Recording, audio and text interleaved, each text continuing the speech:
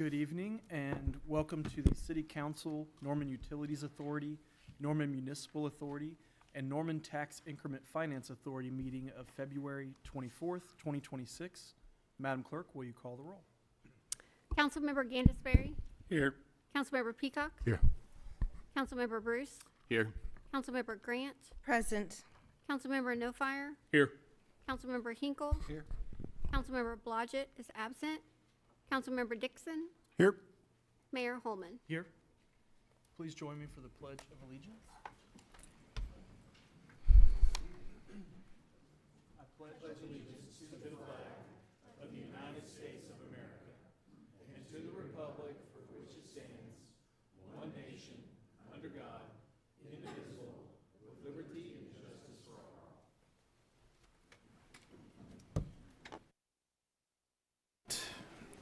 Oath of office. Administering the oath of office to and seating of Councilmember-elect Robert Bruce for Ward 3. And I'll recognize Judge Nichols to administer the oath of office.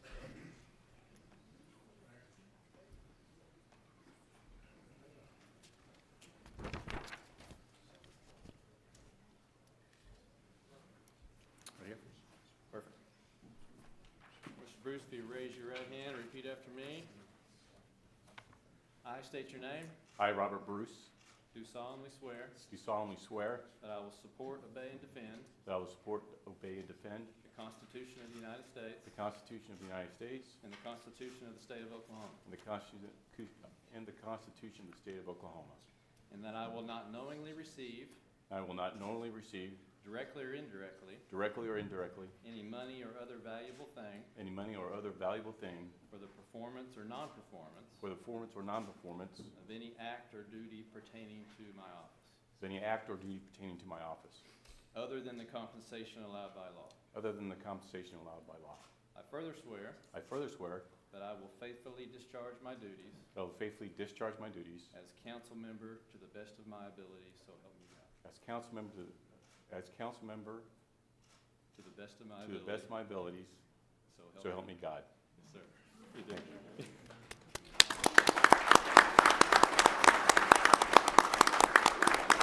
I declare you duly sworn as council member for the city of North. Thank you. Yes, sir. All right.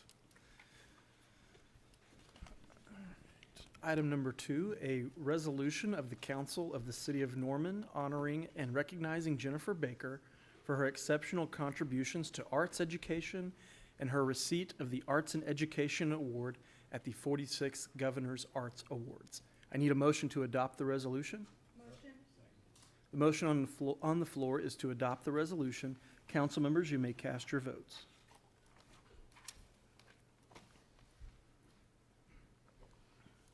All votes have been cast and the motion to adopt the resolution passes unanimously. All right.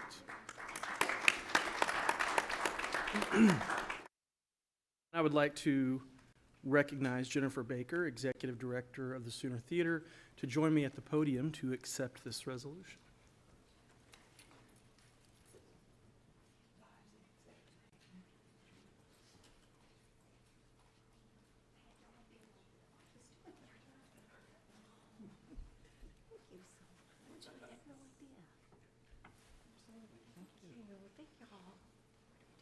All right, I'm going to read this. Okay. And then- What are we doing?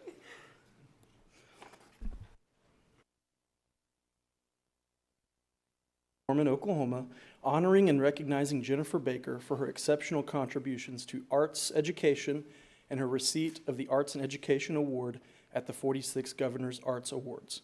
Whereas Jennifer Baker was honored with the Arts and Education Award at the 46th Governor's Arts Award presented at the Oklahoma State Capitol on January 20th, 2026, a prestigious recognition presented by the Oklahoma Arts Council to individuals who demonstrate outstanding leadership in advancing arts education for youth statewide. And whereas the Governor's Arts Awards recognize individuals whose work has made a lasting impact on Oklahoma's cultural landscape, with the Arts and Education Award honoring efforts to expand meaningful access to the arts for the next generation, and whereas Jennifer Baker has devoted more than 2 decades to advancing the mission and impact of the Sooner Theater in Norman, transforming it from a primarily rental-based venue into a vibrant center for professional programming, comprehensive arts education, and broad community access. And whereas under her visionary leadership as an executive director, Baker developed the studio of the Sooner Theater, now offering more than 70 year-round classes and camps serving over 1,300 students annually, while ensuring accessibility through significant scholarship support and providing students with exceptional educational opportunities recognized at the state and national level. Now therefore be it resolved by the Council of the City of Norman, Oklahoma, that Jennifer Baker is hereby honored and celebrated for her extraordinary leadership, her unwavering commitment to arts accessibility, and for her profound and lasting impact on generations of young performers and the cultural vitality of our community. Passed and adopted this 24th day of February, 2026.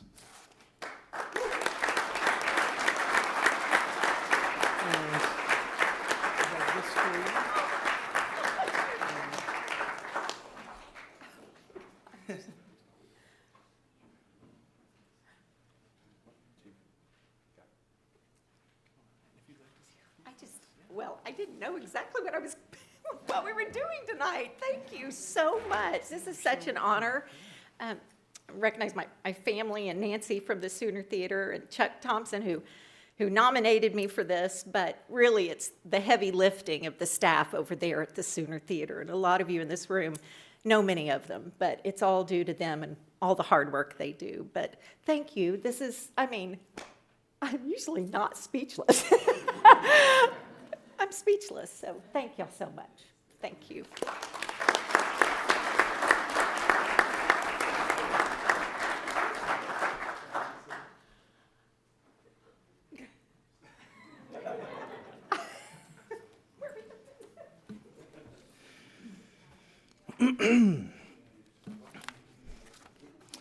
All right, item number 3 is a presentation of awards from the Oklahoma Municipal League to employees who have completed 25 years of continuous service to the City of Norman. Due to other commitments, some recipients are not able to be present tonight, but I want to read their names for the record. I would like to start off by saying that we would like to extend our deepest condolences to the friends and family of Carl Leganis, water treatment plant operator, who recently passed away. Carl dedicated 25 years of service to the City of Norman. His commitment and contributions to our community did not go unnoticed, and we are grateful for the many years he devoted to serving our residents. On behalf of the City Council and the entire city organization, we honor his service and extend our heartfelt sympathy to those who knew and loved him. Those that are in attendance, please come forward when your name is called. From the Finance Department, Celeste Gully, Treasury Associate.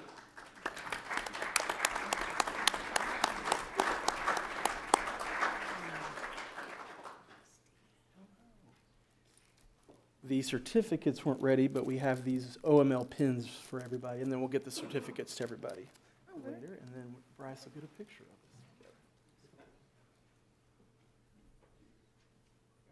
Thank you. From Information Technology Department, Judson Leroy, Web and Applications Developer.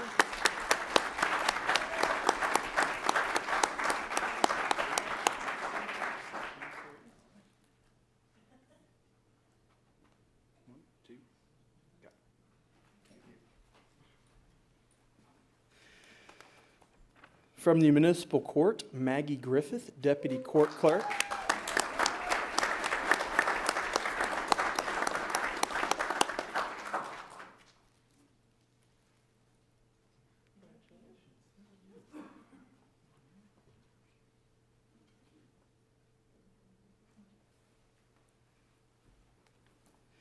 From the Parks and Recreation Department, we have James Briggs, Park Development Manager, Carla Sitton, Administrative Technician 4, and Brian Sullivan, Golf Maintenance Supervisor.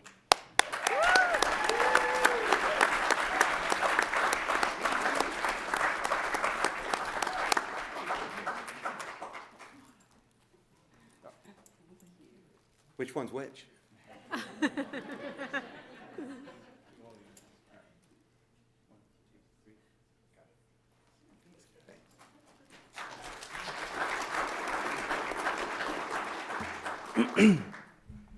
From the Planning Department, Larry Durham, Building Inspector.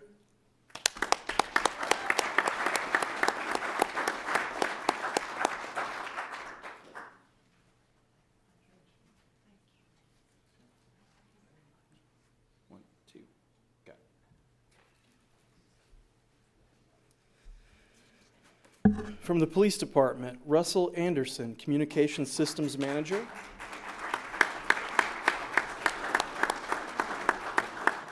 And John Hensley, Parking Officer. They're both working right now, checking on parking. All right. From the Public Works Department, Brian Churchwell, Fleet Equipment Support Supervisor. Mark Jordan, Engineering Technician.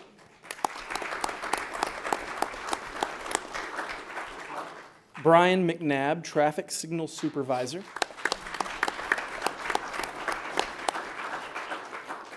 Robin Gonerman, Pavement Maintenance Coordinator.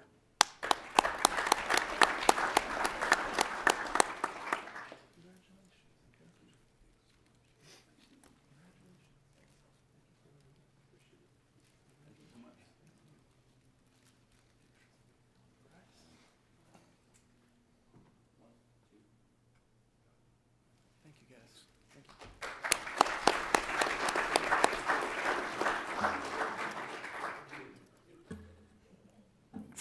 From the Utilities Department, Christopher Mattingly, Director of Utilities. Jennifer Matthews, Administrative Technician 3. Robert Daniels, Administrative Technician 3.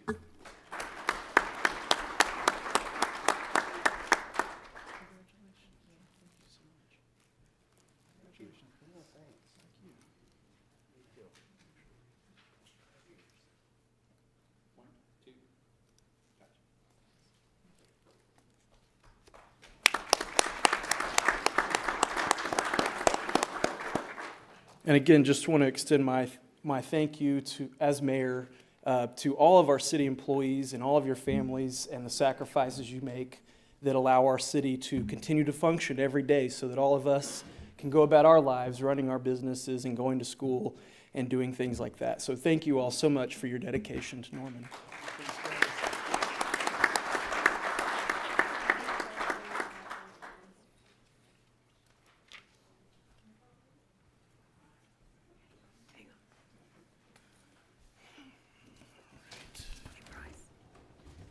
Council announcements, and we'll start in Ward 1. Hello, Ward 1. I'd like to give a personal thank you to some of our participants just a minute ago. Maggie Griffith, Chris Madley, and Brian Churchill, who have a personal relationship with each one of those people, so thank you very much for your 25 years of service. I also want to thank the Chamber for the annual awards events that they held the other night. A couple of us had the privilege to attend. Those that couldn't, one person got from Norman Public Schools, got the Volunteer of the Year, Carla Atkinson. Our Small Business of the Year was our local The Standard. And then our Big Business of the Year recipient was Riverwind and Justin and his team out there with Riverwind. So when you go in those establishments, make sure to thank them and thank them for everything they do. Other than that, that's it. Thank you. Ward 2. Thank you. Yes, big congrats to everybody that was honored tonight. I was hoping to catch Miss Jennifer Baker before she left the room, but the Sooner Theater is an institution and a treasure for the city of Norman. And if you've never gone there to support any programming, please change that because it needs all the support you can get, and we want to keep that treasure and institution. Norman, thank you. Thank you. Ward 3. Yes, Ward 3 members, I appreciate the confidence and thank you for all the discussions, and let's keep those going on, and the calls and the shooting up the house. I appreciate that, but I'm really grateful for it and looking forward to serve. Thank you. Ward 4. Yes, good evening, Ward 4, City of Norman. I also want to extend a congratulations to Jennifer Baker and to our employees who have served for 25 years. That's no small feat. And then also a shout out to our Ward 4 resident, Bronte Bagwell, for serving on the Social and Voluntary Services Committee. Thank you. Thank you. Ward 5. Good evening, Ward 5 and the City of Norman. I would also like to say thank you to everybody that has hit the 25-year mark. I don't know how you did it. This city, it functions amazingly well despite what you see up here on the dais, and it's all thanks to those people. They're amazing at what they do. I would also like to thank two specific people tonight, Mark Emerson and Pamela Post, for accepting their appointments. Because without those volunteers, same difference. This place wouldn't run like it does. So thank you. That's it. Thank you. Ward 6. Good evening, everyone. I also want to say thank you to Jennifer Baker and all of the staff at Sooner Theater, Nancy, and everything that they do for the kids in our community, and just providing such a special historic place for all of us to enjoy. So your work doesn't go unnoticed, and you're one of the best shows in town, so please keep that going.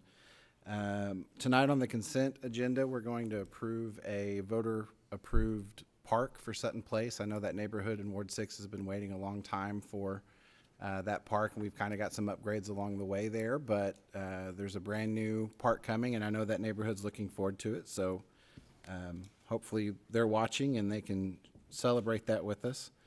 I also want to say congratulations to all of the 25-year employees. As a city council person, you get a bird's eye view to what they do every day, and I think overall there's just some amazing people that work for the city that have big hearts, and they're all working towards the same goal to give our residents the best support and best services that they can do. And then I also want to just remind everybody that there's a big bond election coming up on April 2nd. It's a little ways away, but get knowledgeable about those items because they'll be here before you know it. And then lastly, I just want to say, send condolences to the family and friends of Dennis Brigham. He passed away over the weekend. He was a longtime member of the Norman Arts Council, the Tourism Board. He was on the Parks Board. He was a district governor for Rotary and a longtime Rotarian. He was a friend and a mentor of mine, and I'll miss him a lot, and I think Norman will too. So I just wanted to send a little shout out to the Brigham family and let them know that we're all thinking about him. So thank you guys. Thank you. Ward 8. Thank you. Just want to give a big thanks to Nick Heflin, Ward 8 resident who has volunteered to serve on the Public Safety Oversight Committee. Again, we need people that care, and he's that person. Also, I hope you all were able to invest in spandex here recently, because Councilmember Gandisbury and myself, we got a little Olympic fever, and we are going to start working out, and we're going to do the two-man luge in 4 years. So if you see us working out, mind your business. We're working on something.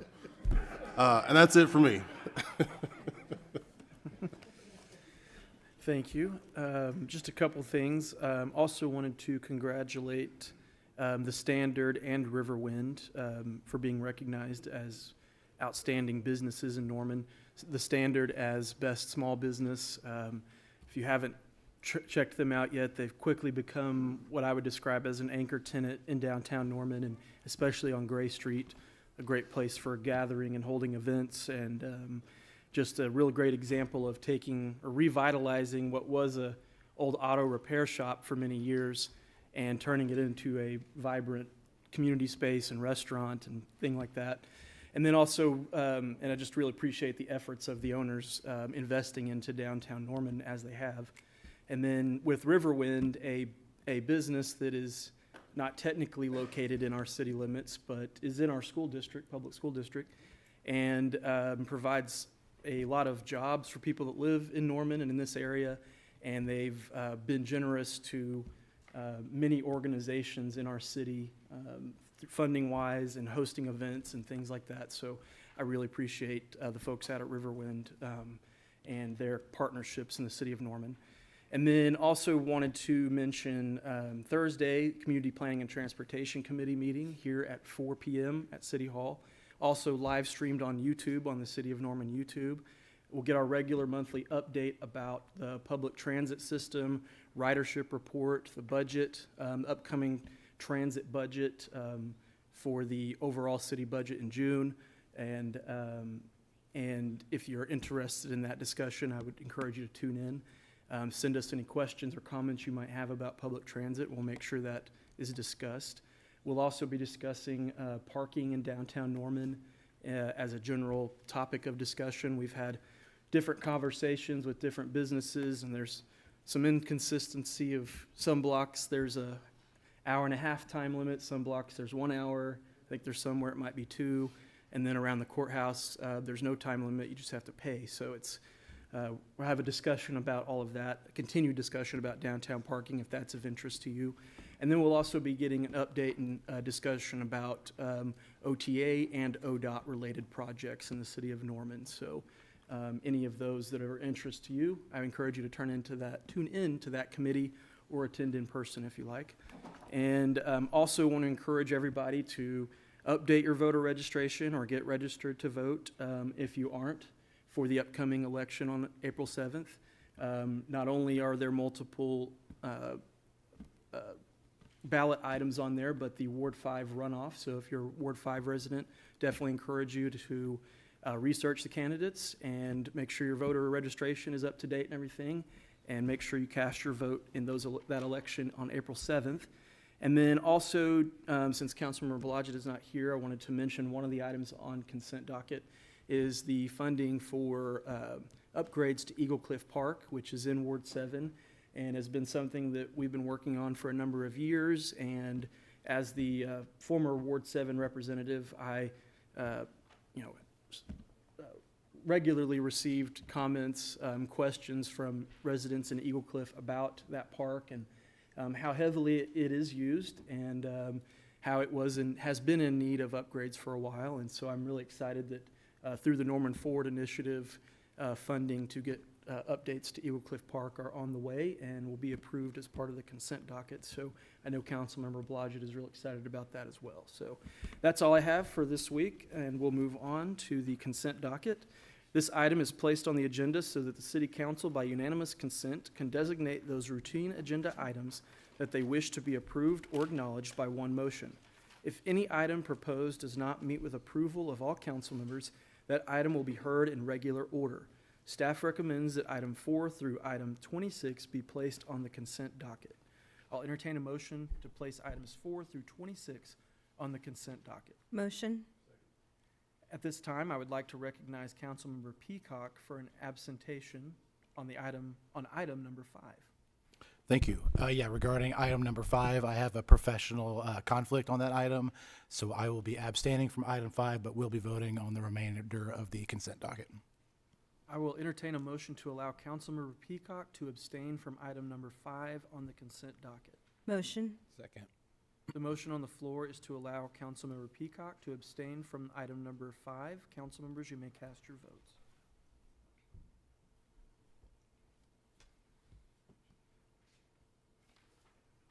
All votes have been cast, and the motion to allow Councilmember Peacock to abstain from item number 5 on the consent docket passes unanimously, with Councilmember Peacock abstaining from item number 5.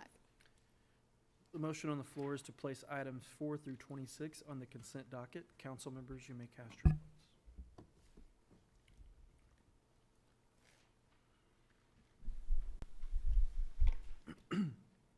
All votes have been cast, and the motion to place items 4 through 26 on the consent docket passes unanimously, with I'll en- Councilmember Peacock abstaining from item number 5.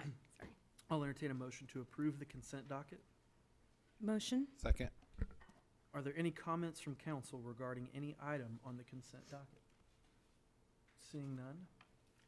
The motion on the floor is to approve items on the consent docket. Council members, you may cast your votes.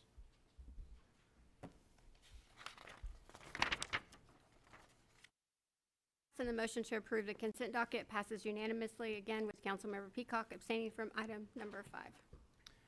All right, non-consent items. Number 27, an ordinance upon second and final reading amending section 36-201 of the code as to remove a tract of land generally located at the northeast corner of the intersection of 24th Avenue Northeast and East Alameda Street from the C2 General Commercial District and R1 Single Family Dwelling District, and place the same in the RM6 Medium Density Apartment District. I'll entertain a motion to adopt or reject the ordinance on second reading, section by section. Motion. Second. Is there a representative of the applicant to make a presentation? It looks like Mr. Rieger is here. There is, thank you.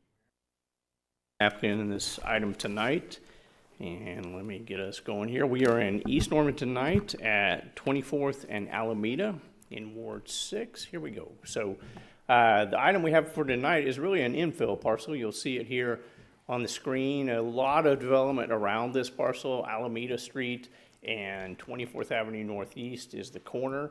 And you see your First Bank on one corner, 7-Eleven on another, Sonic and some restaurant uses on the southwest corner. And then Norman Public Schools has Irving Complex and the large recreational complex just off to the southwest of this as well. Summit Lakes is the neighborhood off to the southeast of this. So about 11.6 acres is the total site. We are not developing the total site. You'll see that in just a moment, that we're leaving the eastern side of this site basically untouched. This is GIS, and I always like to show this because you can see all of those green lines and purple lines and blue lines are all water and sewer and stormwater lines all around this site. So this is already heavily infrastructured site all around it. Alameda is heavily improved at this location, as is 24th Avenue. So this really is an infill site where we have utilities and infrastructure completely serving the site already. You see the two green lines coming down the right side of the screen. That is the WQPZ zone. We are not developing in that zone. This is not an engineered solution to change the WQPZ. It will remain unchanged and unimproved as we move forward with this project. This again just shows you the infill, so we've put the aerial in combination with the utilities shown on the screen right there, and you can just see it is intense development all around this site, really in every direction. I would note some multifamily. You can't really read it on the slide there, but just to the left, just off the screen, is some multifamily, and there is some multifamily kind of dotted as we move back into Norman along Alameda Avenue, as Alameda Street, as we approach more of the interior part of Norman. The site is currently zoned C2, and that's important to note. C2 with a slight little, very thin band of R1 across the top, but mostly this is a C2 site. C2 is the most intense commercial zoning we have in the city of Norman. This is car dealerships, gas stations, everything. Anything you can want to do in Norman, Oklahoma from a commercial standpoint, you can do in C2. It is the most intense. In fact, when appraisers are appraising property for condemnation values, that's the highest value condemnation land you can have if you're being condemned and looking at pricing of the value of land. So it is a very intense zoning district that is currently pushed right up against basically this neighborhood of Royal Oaks to the top and to the east. And this will be a point of discussion that you'll see as we talk through this item with the protest and what is planned. So right now it's a field of trees, but it is zoned C2. So this could be created as a C2 development right now. The proposal is to change it to a much smaller area of C2 on the hard corner, and RM6, which is basically multifamily development on the remainder of the site. This is the proposed zoning, so if you consider previously it was pretty much almost all C2, now it will be a small corner of C2, and I'm going to show you how that relates to other corners, and RM6 for the remainder of it, about a 1.4 acre corner of C2. AIM Norman, we're starting to talk a lot more about AIM Norman. We're starting to understand it a lot better, I hope, as it was adopted this past summer. AIM Norman, of course, is your new land use plan. We've been using it quite a bit. The planning commissioners are very adept at it now and asking us questions about it and how we complied with it. And you have extensive staff reports now that tell you item by item of how we've complied with it. This one, the character area on the left, character area on AIM is not something we can change. It's sort of the very high altitude look of what the land should be used as. The character area in this location is corridor, which, as you can probably imagine, is more intense commercial zoning, typically on the corridor of a section line arterial. And then behind it on either side is suburban, is the character area, which is basically the residential areas sitting behind the corridor. On the right is the future land use, so this would be sort of like Norman 2025 was. Now we're doing with AIM land use. And then land use, there's a lot to look at on this slide. Basically, we are showing as mixed use. I'm going to show you on the next slide what mixed use means. But mixed use is fairly intense. It is what you think of it as mixed use, different uses that comprise the site. And then behind it to the top is urban medium, and it's a little bit hard to see, but it's kind of a mustard color of yellow. And then on the lower right is low, basically urban low. Those are two different designations of residential, different densities. And so you could see basically AIM Norman plan for everything surrounding us. It's already developed, so don't let me confuse you there. This isn't blank sites, but basically they anticipate everything to be fairly dense in this location. And I'll show you those densities in just a moment. Again, we are not changing AIM Norman as to the land use. But I thought this might be helpful in the sense of understanding what is anticipated for all of Alameda Avenue, Alameda Street. And you're going to see some other projects come forward on Alameda later on to the east. But you see our little corner kind of circled in the middle is mixed use. Around us to the top and to the left, the west, is the mustard color of urban medium, UM. And UM is gross densities between basically greater than 8 units per acre. I'll give you sort of jumping ahead here. Our proposal staff has determined is 13.8 units per acre. So behind us, AIM plans for it to be about 8 units per acre. And then to the east, you see UH, which is a brown color. AIM Norman says that should be 12 units per acre. Again, we're planned at 13.8 units per acre. And so we're sort of in keeping with the densities that are planned along Alameda Street as we progress up and down that corridor. This is mixed use, AIM, for the land use. And mixed use basically is, and staff determined, this is their words, overall the proposed development largely aligns with the AIM Norman land use and character area objectives. So it was found that we do largely align with what is planned on this location. I just want to remind, sometimes it gets confusing and mixed use is just thought of as just mixed use vertically. That's not the case. In AIM Norman, you can see on the bottom left, maybe a little hard to read, but page 167 of the glossary states mixed use, the use of one area for multiple uses, such as commercial, office, and/or residential. Mixed use can be horizontal or vertical, so it can be either. And here we have a horizontal mixed use product is what we're showing you. Horizontal mixed use is different uses are housed in different buildings, but are related to each other. And so that's what we've proposed tonight.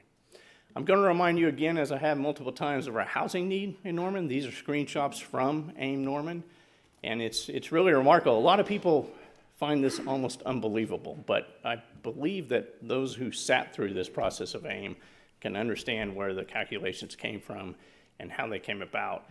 And it's pretty daunting when you think about what we need to do for housing. This is from AIM. You can see the population growth is planned at 1.5% per year. That is basically what we've grown at for the last 4 decades. In fact, that's the low end of typically what we've grown at. And that means by 2045, we'll have 185,000 people, which is what is projected. That means about 57,000 more people by 2045.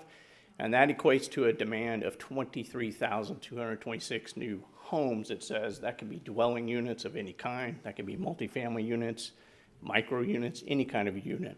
But that's a lot of units. Tonight I'm proposing you 60. So we have a long way to go. But incrementally, we can get there if we keep working at it and improving projects as we can. I would just remind AIM also said goal number 4 in AIM, as you adopted, said enhance and promotes infill opportunities in existing neighborhoods. We are not inside of a neighborhood, but we're right next to it, and this clearly is an infill development because it is completely developed all around this site. And so AIM instructs us to take advantage of that and enhance those opportunities where we can and develop them as we can. Here's the site plan. The site plan, and on the lower right is the AIM character areas, and what I want you to see, if you will, is the lower right. The corridor is the pink, which is intended to be basically commercial, and that basically is the lower half or third of the site. And this site plan basically contemplated that by moving the commercial down to the corner to keep it on the arteries at the traffic light intersection. And so basically you have C2 commercial at 1.4 acres instead of the entire site, basically. And then the rest is a duplex development under RM6. Under RM6, we can have one lot and put duplexes throughout that lot. If we were to do RM2 or R2, we would have to have a separate lot for every single structure, every single duplex, and that gets a lot more complex in terms of traffic access and utilities. So we are able to do it more efficiently if we can have RM6 as one lot with all of these units within that. We have a little commercial building on the corner. Basically, this would be what we would refer to as neighborhood commercial, small space commercial, probably about 1,000 square feet to 1,200 square feet uses within that building. The preliminary plat that you're being asked to approve tonight is 2 lots, 1 lot for all of the residential and 1 lot for the corner commercial. And basically, that would be served by access points on each side of 24th and Alameda.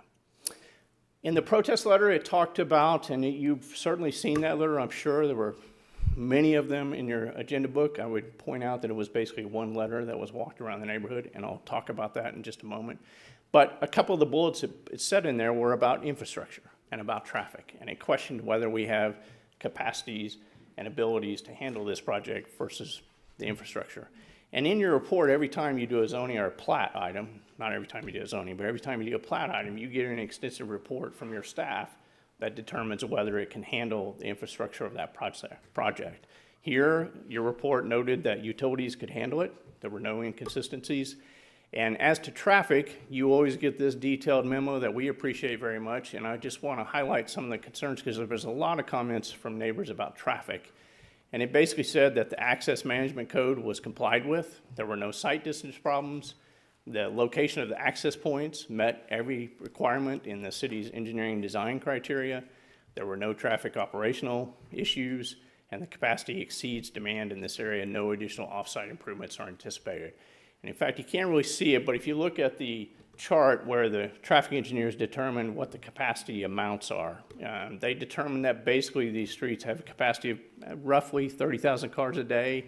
I'm going to miss that number, and David Riesling can correct me if need be, but roughly 30,000 cars a day. After development, this is projected to have maybe about 12,000 a day. So we are way below the traffic capacities of these arterials as they are planned right now, or as they exist right now. This is the protest that you saw many pages of in your book, but I want you to see how this is actually manifested out on the site. There's actually not that many within the radius. There's only 2 abutting to the site to the north, and there's only 1 abutting the site to the east. And as you saw the site plan, that will be hundreds of feet away from the actual developed area of this site when you look at it to the east.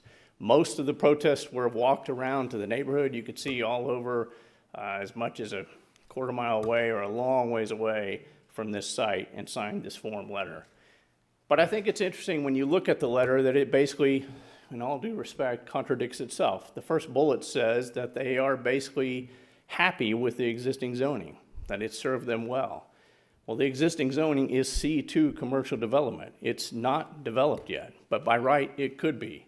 So I'm not sure there's probably a misunderstanding as to what the current zoning is. It is not agricultural. It is not farmland or nature. The existing zoning is C2. The next few bullets talk about what would be really contradictory to C2. They say loss of open space, wildlife, environmental ecology, and that is certainly not what C2 provides for you. So I think it's just kind of a misunderstanding of what the zoning is of this property as to what has been objected to.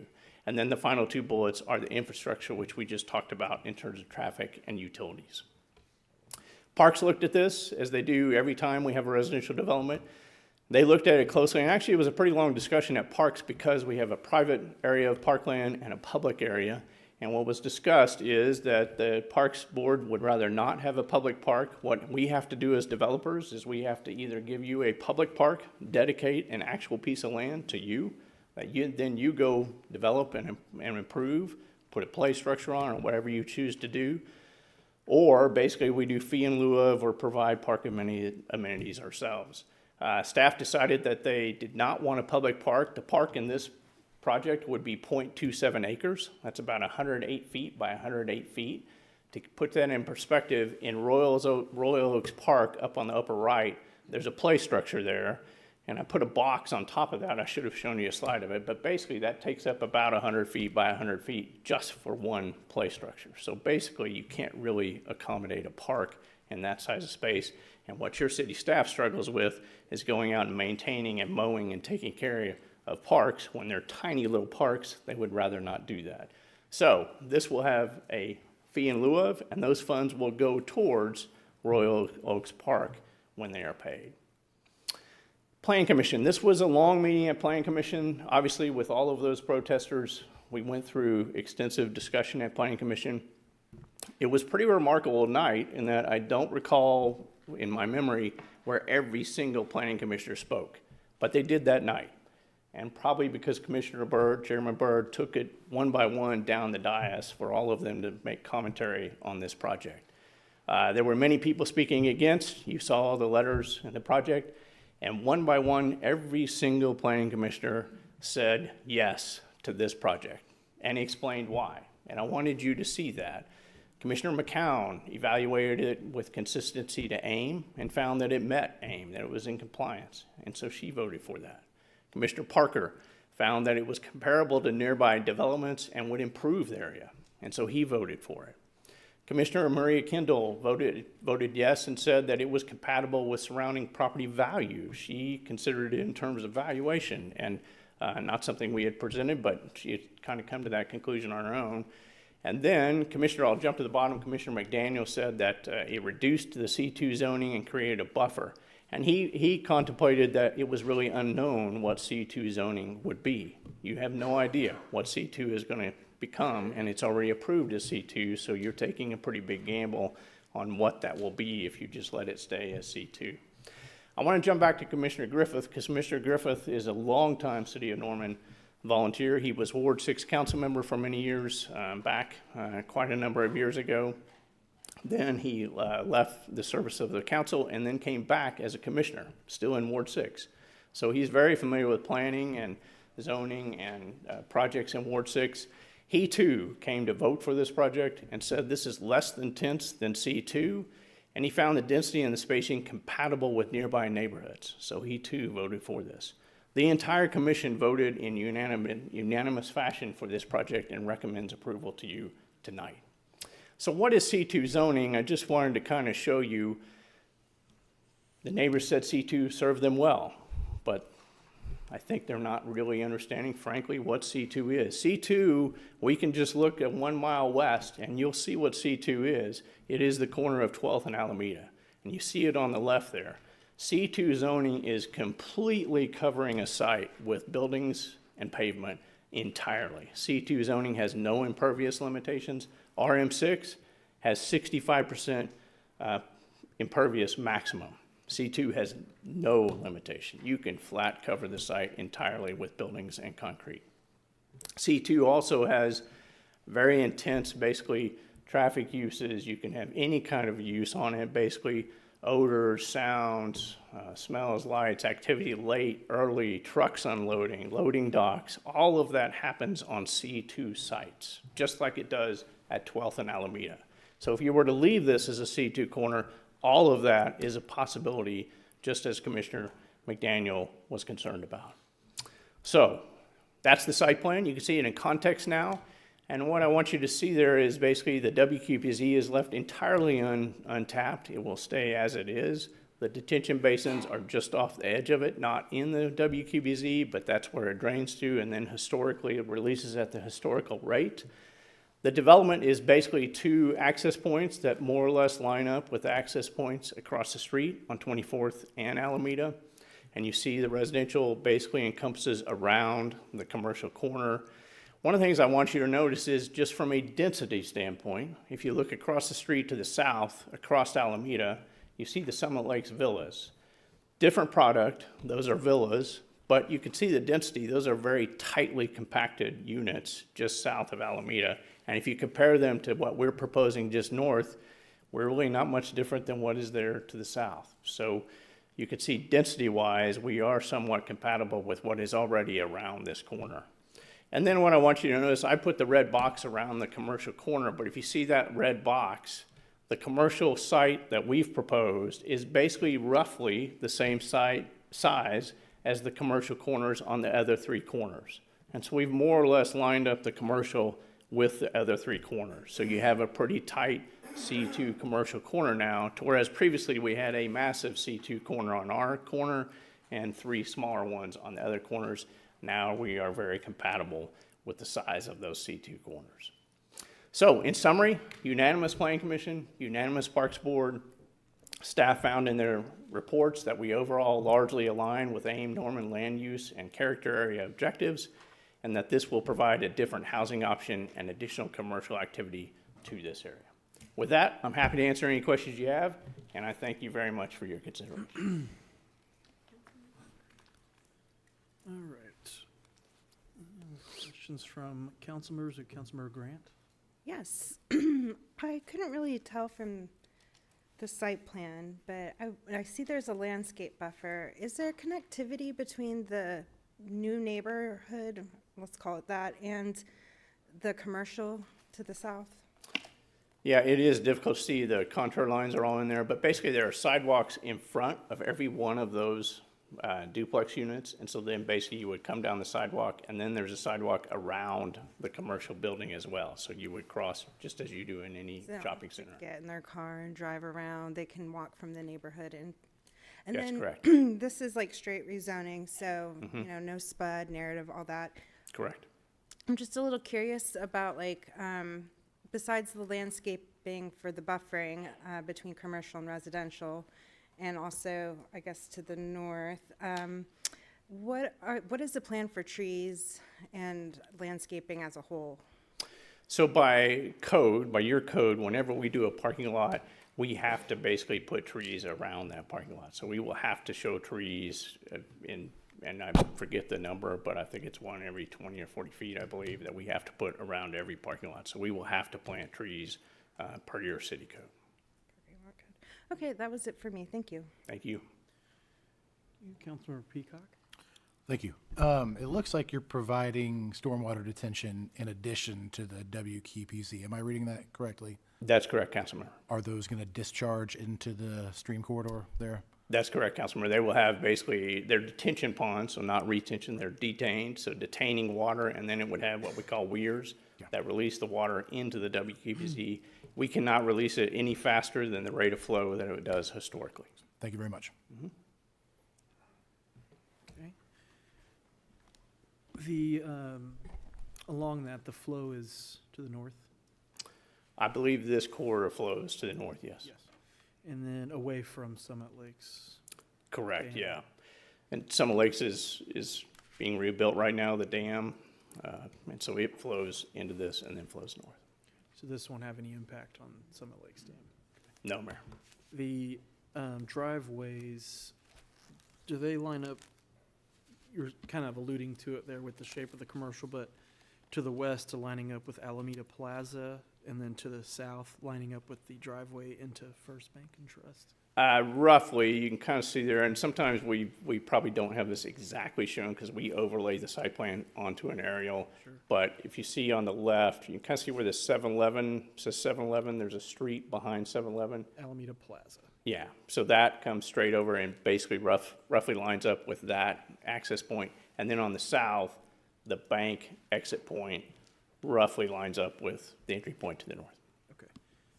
And then you talked about the green space and the part, what was the total green space did you mention for the total property, which includes the WQPZ area? I don't have a percent, but RM6 requires us to have 65% minimum and within the lot. And the lot is just basically that area. So then the WQPZ is left entirely untouched, which is roughly 4 acres, so. Okay, and then the parkland part, is there a certain distance where the park has to be, or this park was compared to the park that's in the neighborhood across the street, or if it's Yeah. more than a mile, or more than a half-mile walk, does it still, that type of thing? I don't recall that the code has a minimum distance. I don't think it does, Jason, but it is talked about. I can tell you at Parks Board meetings, when we go to those meetings, that comes up quite often.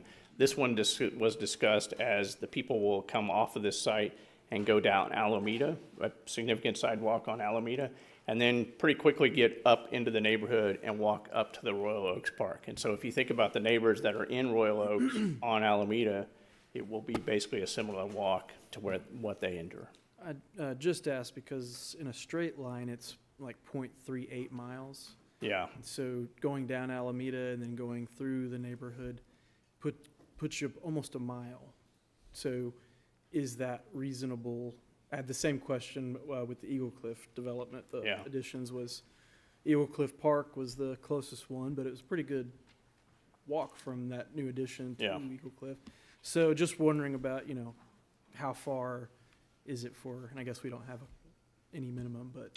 the memo talks about it. I think the memo should be in your packet. We get a memo, staff does a report. James Briggs, 25 years tonight, usually Yeah. writes that report. And James works with us as we do these projects. I believe the memo on this one said it was roughly a half a mile away from this site. In a straight line. I'm not sure if that meant straight line. I don't know if he measured that straight line or not. But I would encourage you to consider that basically this development, if you look at the housing right off Alameda on Royal Oaks, it basically is a similar distance as compared to those houses down there on Alameda as they come down on Alameda, go down the sidewalk and go up those streets.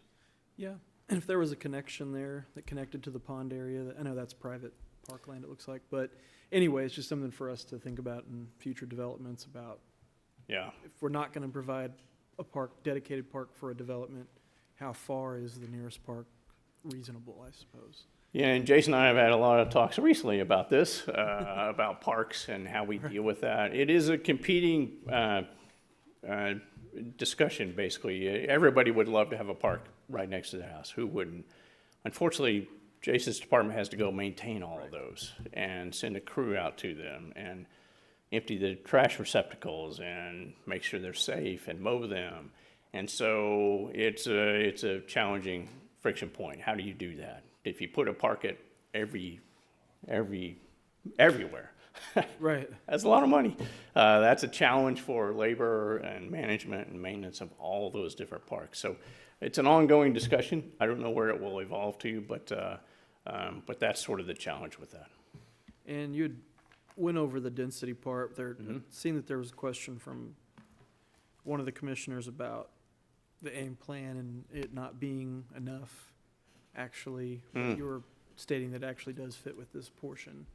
Yeah, and what I would have you consider is, again, north of this, AIM says about 8 units per acre. East of this is about 12 units per acre. Staff said we calculated at 13.8 units per acre. Yes, mixed use says 18 units per acre is what it desires for. I would shudder to tell the neighborhood that we're going to do a whole lot more density because they were quite unhappy with this amount of density. So we feel it's a healthy compromise to be at 13.8 units per acre when the area is generally 8, 12 units per acre. Acknowledging, yes, we are below what AIM said that mixed use would like to be at 18 units per acre. Okay, thank you. Councilmember Bruce. Question's been answered. Okay, and this is an opportunity for members of the public to make comments or ask questions regarding this item. Madam Clerk, are there any public comments? Yes, Mayor. Cindy Rogers?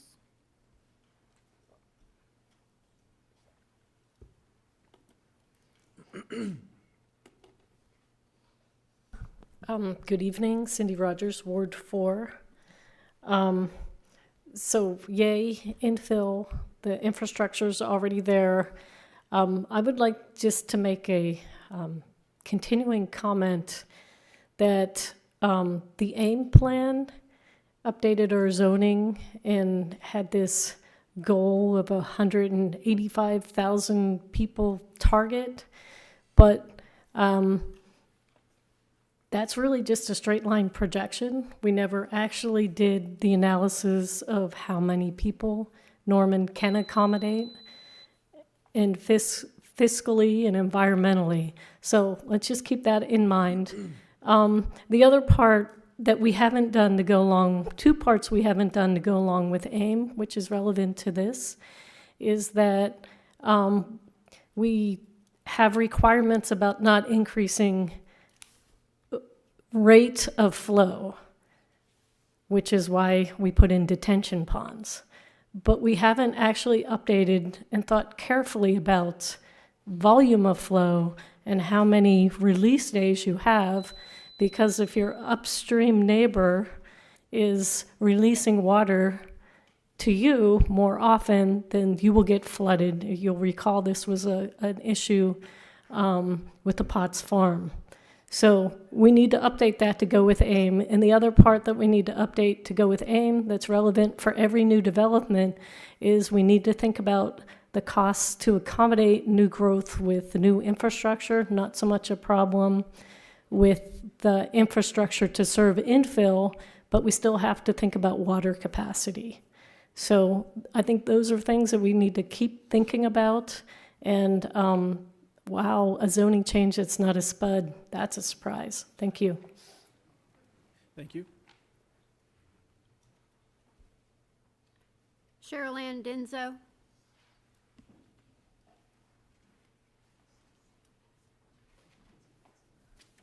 Good evening, Cheryl Ann Denso, and I've got properties in Wards 4 and 6. And I want to reiterate that, yay, it's not a SPUD.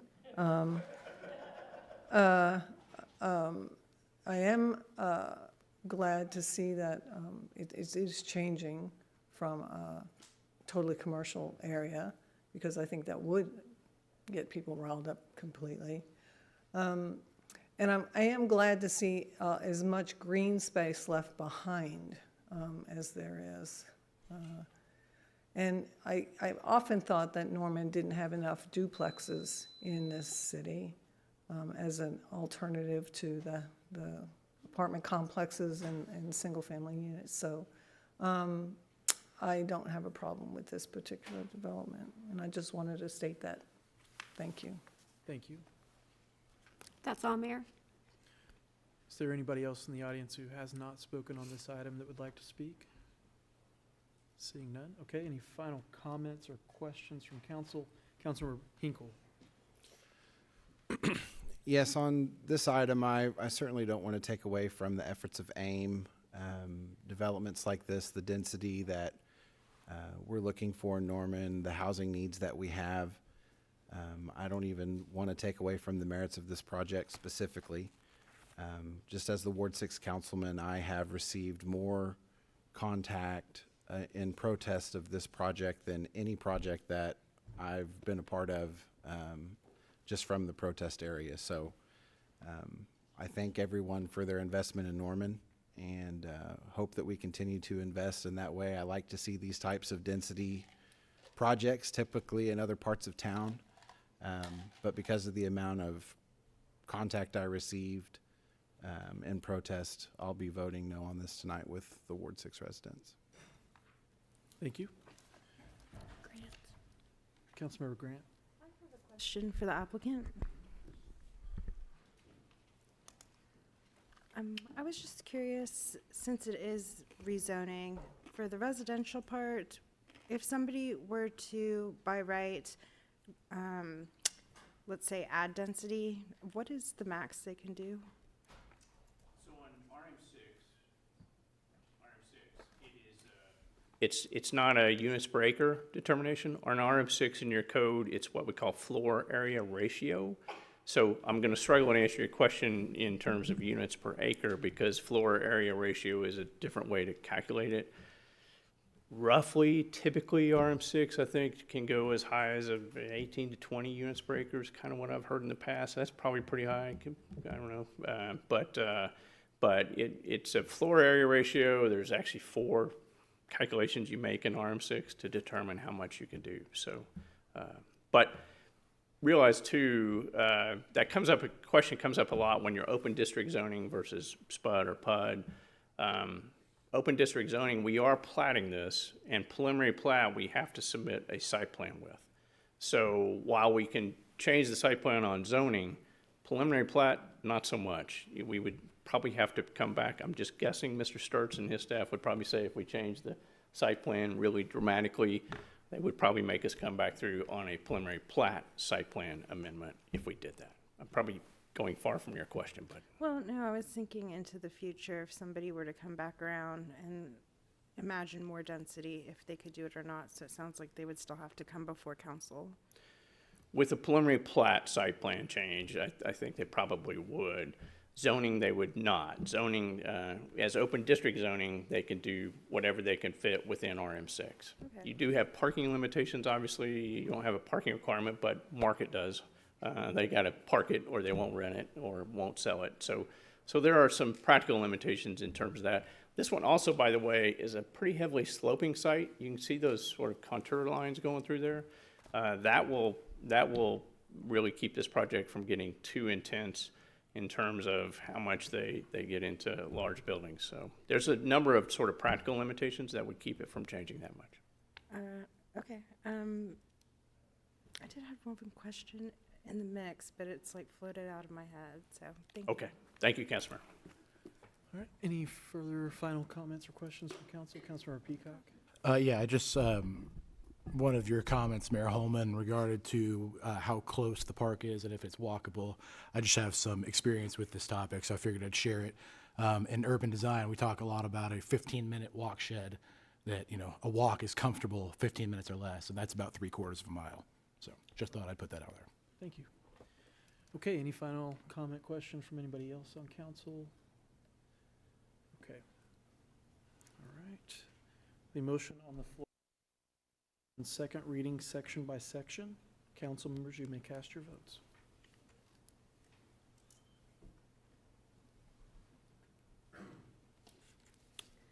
All votes have been cast, and the motion to adopt the ordinance on second reading, section by section, passes by a vote of 7-1, with Councilmember Hinkle voting against.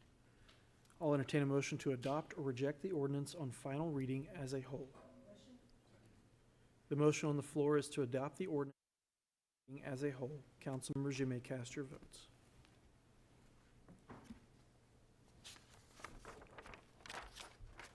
All votes have been cast, and the motion to adopt the ordinance on final reading as a whole passes by a vote of 7-1, with Councilmember Hinkle voting against.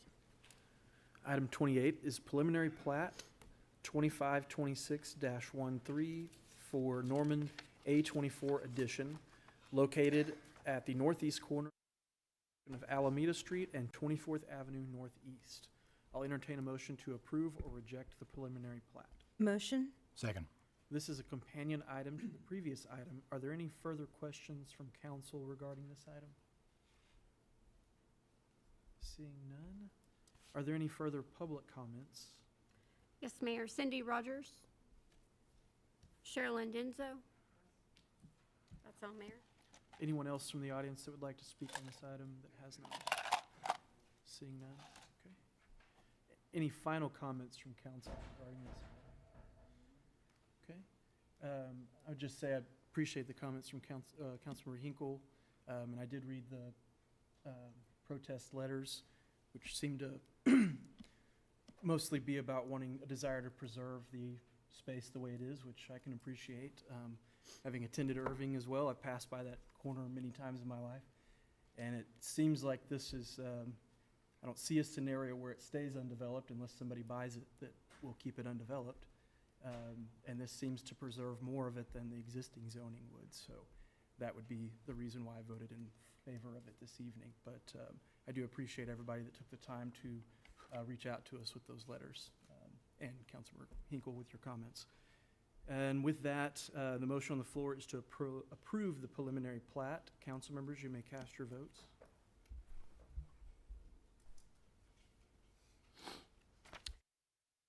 Been cast, and the motion to approve the preliminary plat passes by a vote of 7-1, with Councilmember Hinkle voting against.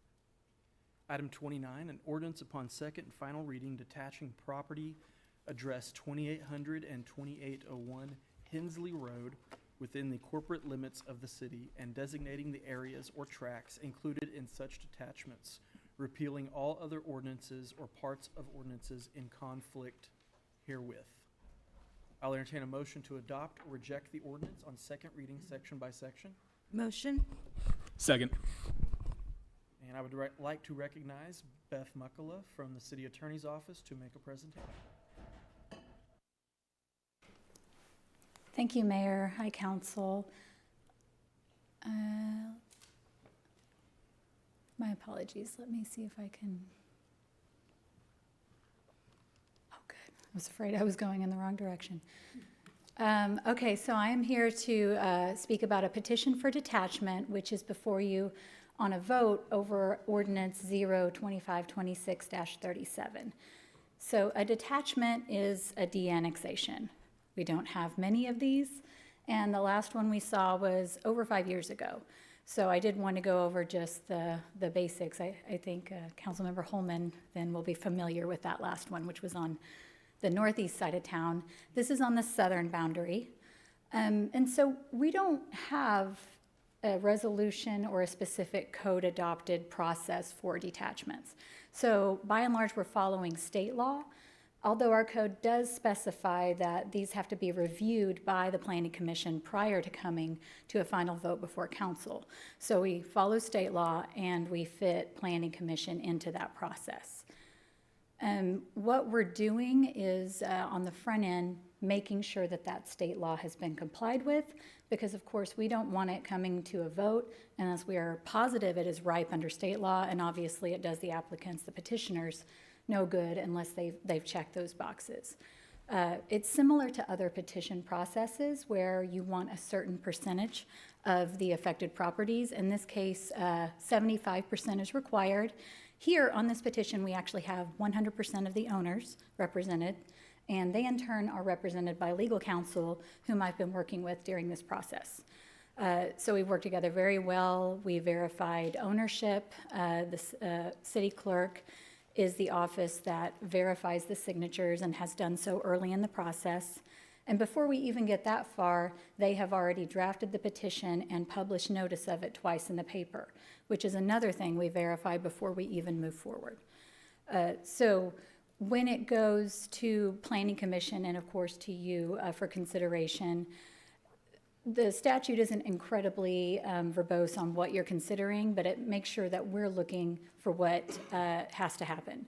First, it cannot be platted property. It can't have infrastructure installed. It can't be laid out in lots or blocks. It must be located on a municipal boundary. And we've already discussed this one's on the far southern boundary, and this does not happen to be a platted property. The petition must be in the correct format, and as I said, we verify that very early on in the process.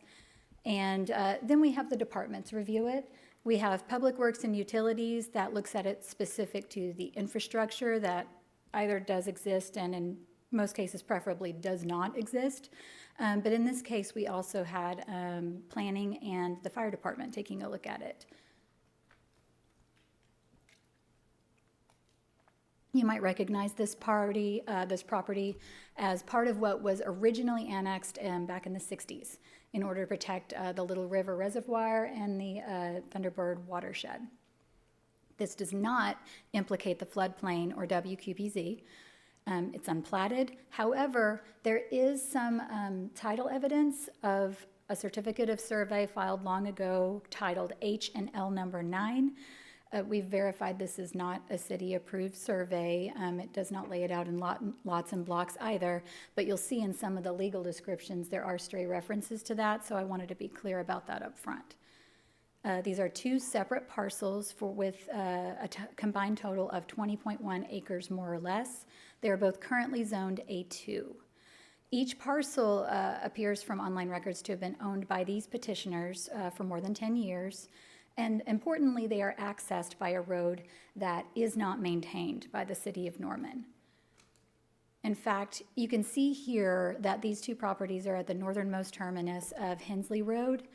They are the continuation of what's a little neighborhood of houses there, and they are the only ones within that little group that are within the city of Norman.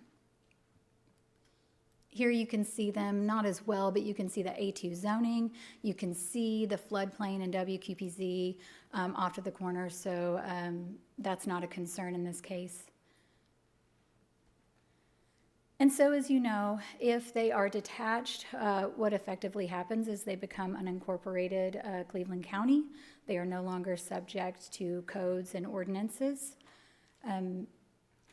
And this is the timeline that this particular application has been through. We went to Planning Commission on January 8th, where it was unanimously recommended for approval. February 14th is when city notice was provided. I should have mentioned that. In addition to the 2 notices that are provided before we even move it, the city is also required 1 publication in the paper within 10 days of its final hearing, which is today. So we worked with the city clerk's office to ensure that was done correctly. And so if it is approved tonight, what we would do is, once effective, we would forward it to the county and to the tax commission for recording. And I'm happy to answer any questions. Okay. Questions from council? Seeing none, or Councilmember No Fire. So I can get it out there, do these applicants receive any sort of city services such as trash pickup or anything? They were previously receiving trash pickup, but that's not really, because it's not installed infrastructure, that's not really affected by the detachment process. Whether or not the city offers services to those out of its territories is pretty much case by case, determined by feasibility. I'm unaware of a determination in this case, but as I said, that wouldn't really be part of this process. Copy that. I was just curious. And my next question would be, would they still get trash service at all after this, if they did beforehand? If feasible, I think what our utilities department does is offer it at a higher rate than to within municipal limits. Okay. No further questions. Councilmember Peacock? Thank you. You might have mentioned this and I missed it, and I apologize. So could you or the applicant speak to the motivations behind why this is being sought? You know, I would be hesitant to speak to the petitioner's motivations. In most cases, it has to do with the regulatory burdens that come along with existing in a city, any tax consequences, subject to bond proposals, those types of things. But they do have a representative here tonight, Mr. Brinley Hudson, and I know that he will be able to give you better specifics. Please, that'd be great. Thank you. Let me, got a questions from Councilmember Dixon, and then we can bring him up and hit them all at once. Okay, Councilmember Dixon? I was just gonna say, this sounds like a great way for those in Ward 5 to stop any kind of development out there. So we legally can't run water, sewer to this property if it is detached, is that right? Right, it would no longer be subject to our regs. Okay, thank you. Okay. Yeah, if you would like to approach the podium, and Councilmember Peacock, you have the floor. Thank you. I was just curious if there's any, big project or big reason why this is being sought, or just if it, as Ms. Muckalo referred to, is just to kind of get out from underneath the regulatory burden. Yeah, thank you so much for the question. The main reason behind all of this is actually related to services. My clients have been refused services several times. Although, you can look on the map and see pretty clearly that the properties do fall within the city limits. Because it's connected to that Hensley Road, it looks as if it's not in city limits. And we've had several times where police would not come out. They would identify that the county needs to be called. Trash is actually paid for by my clients. That they are paying the increased rate for that, to my understanding. So they are taking on those detriments by not receiving those benefits, rather. Whenever it comes to the detriments, though, they're having to pay for those as well with the taxes, building their house or any attachments to city code. But again, they're not receiving any of the services. So rather than requiring the city to go out there and install all of that infrastructure, we're just saying, hey, let's just do this detachment. It seems to me, and I am assuming here, but it seems to me that previously when this annexation occurred, they were annexing a large swath of property surrounding Lake Thunderbird. And in doing so, they've cut off a large area of land and thus have landlocked several, possibly, citizens. So that's the problem here, and we're just wanting to do a little clean slate breakaway. Well, I appreciate your candor. Thank you very much. Thank you. Okay. Any other questions for them? Okay. This is an opportunity for members of the public to make comments regarding this item. Madam Clerk, are there any public comments? Yes, Mayor. Cindy Rogers. Sherilyn Denzo.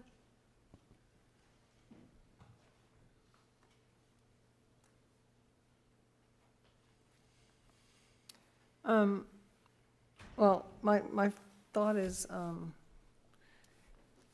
you go. Yeah, there's a lot of reasons why people don't want to be part of a greater city. But also there are reasons why you would want to have the services of the fire department and the police and such. I know there is problems out in the rural part of Norman that when push comes to shove, particularly around Lake Thunderbird, who's in charge? Who's going to respond to an incident at Lake Thunderbird? Is it the sheriff's department? Is it Norman? Is it, if it's on the lake, is it Lake Patrol? Those issues have always been around this city. Who's supposed to respond to those rural incidences? And it has been a problem. And, you know, different agencies have kind of pointed the finger at each other. So I understand the issue, and if somebody wants to take on all of the responsibility of their property, every single thing, and they have the wherewithal to do that and the resources to do that, I don't have a problem with that. So I hope you guys just vote yes and let them do their thing, you know. We are a all-inclusive community. So let the people that don't want to be included do their thing. Thank you. That's all. Okay. Anyone else from the public that would like to speak on this item, please come to the podium.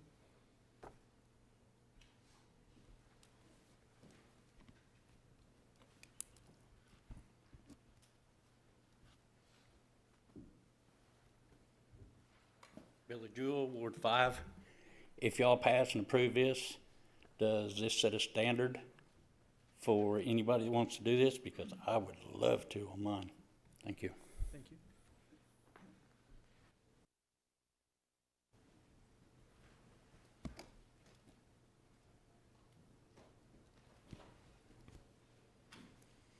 Trey Kirby, Ward 5. I just had a few questions about this particular property.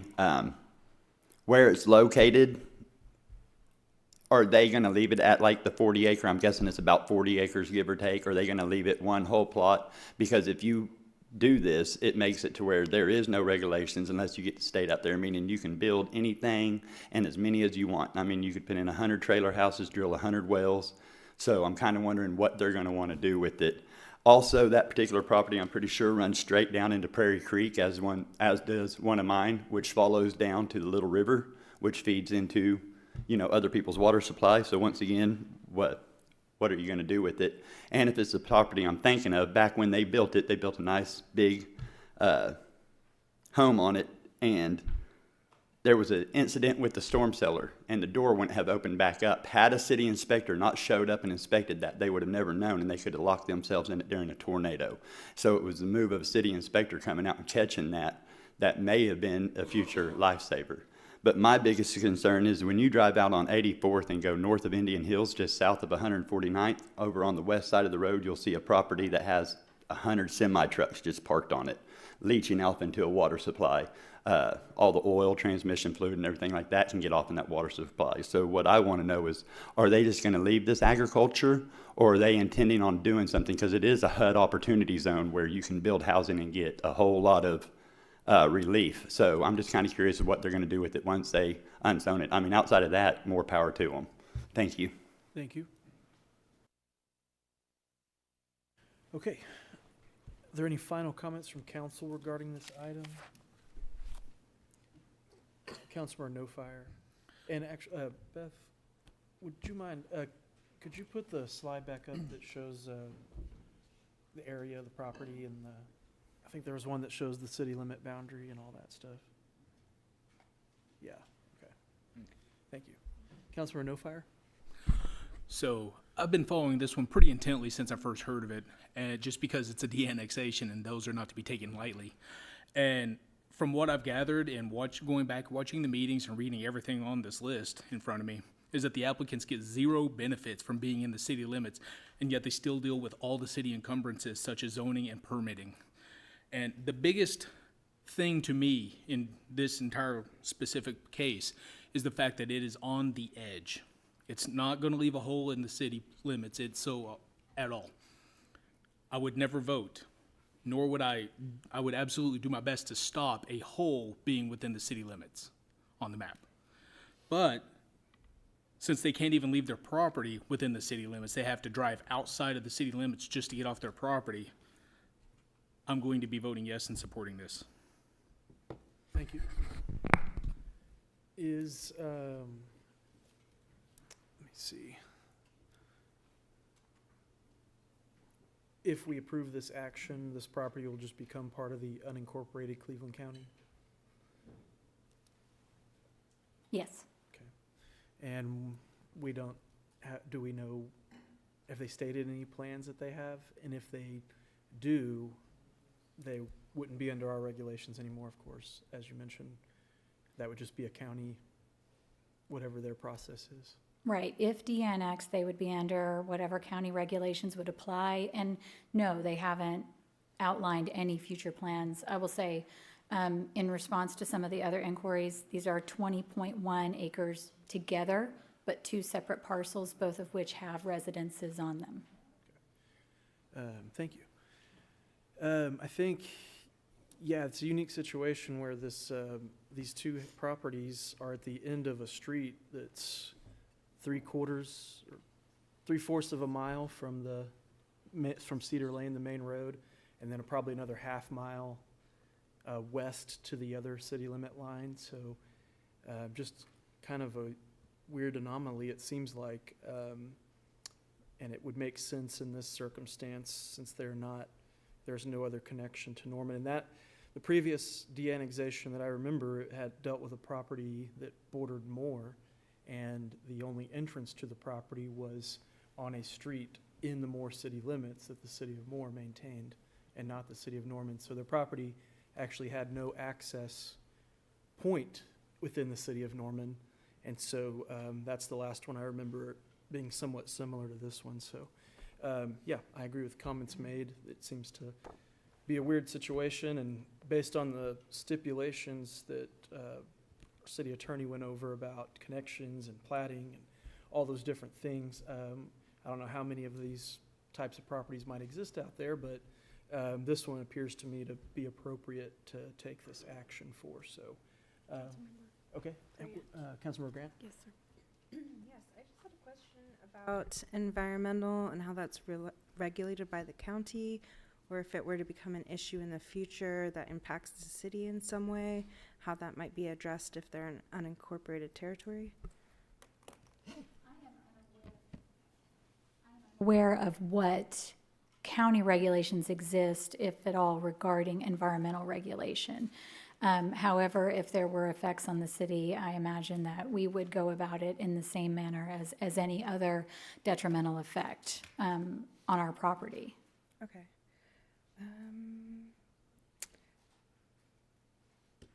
That was pretty much it for my questions on that. Thank you. Okay. Any final comments, questions from council? Seeing none? Okay. The motion on the floor is to adopt the ordinance on second reading, section by section. Council members, you may cast your votes.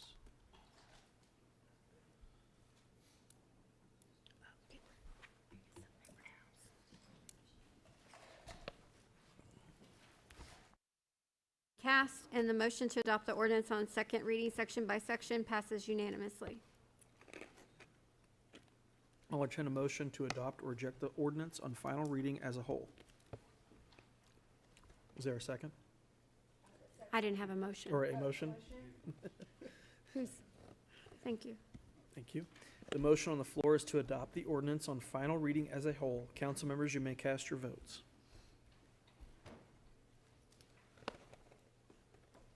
All votes have to adopt the ordinance on final reading as a whole, passes unanimously. All right, item 30, ordinance upon second and final reading amending section 32-426 to include consumption of marijuana, inhaling secondhand marijuana smoke, and open container that contains marijuana in passenger area of motor vehicle. I'll entertain a motion to adopt or reject the ordinance on second reading, section by section. Motion. Second.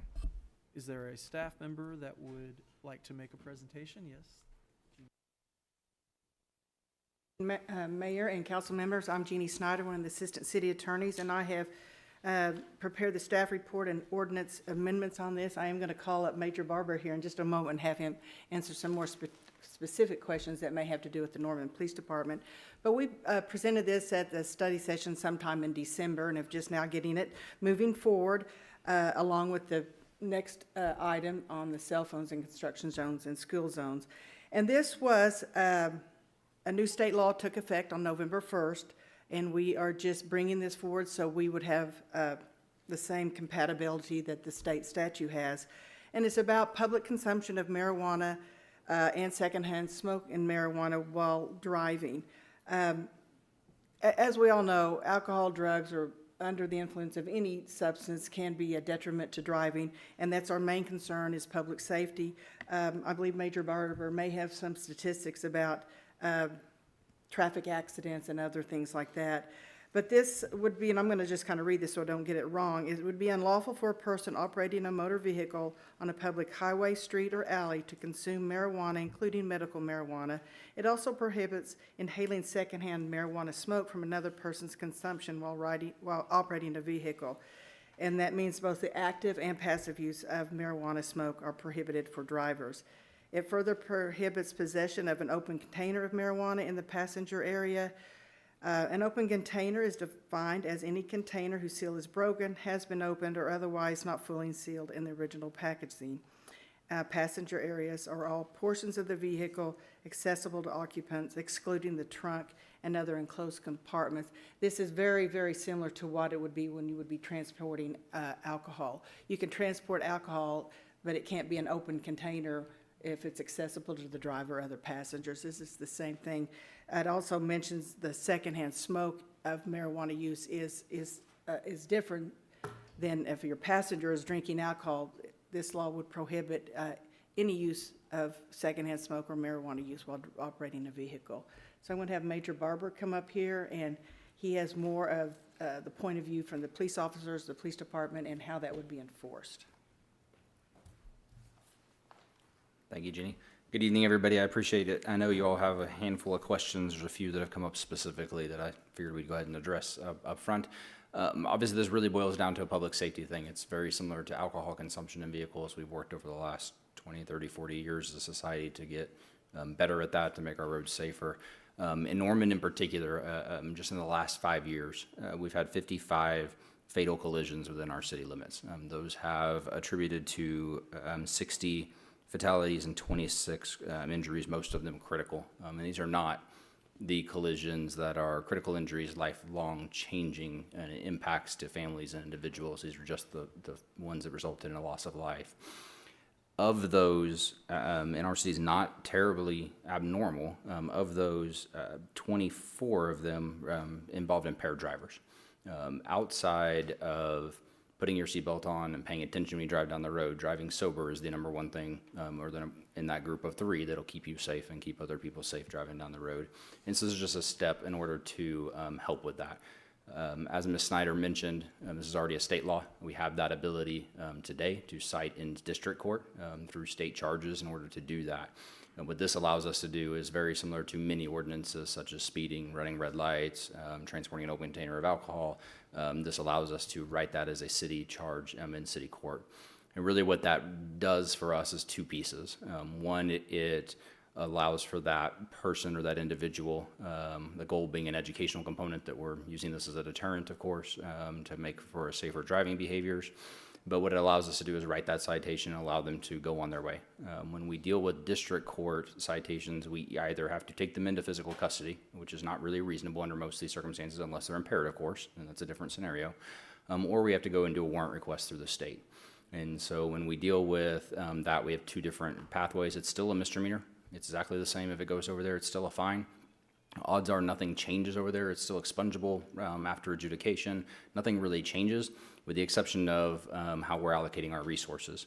So for us to write a citation outside of checking for impairment and those facets, we're talking probably a minute, 2 minutes maybe, depending on the technology and the officer's ability to write it and what they're dealing with on the side of the road. When we're dealing with a warrant request for state charges, we're talking an hour and a half to 2 hours.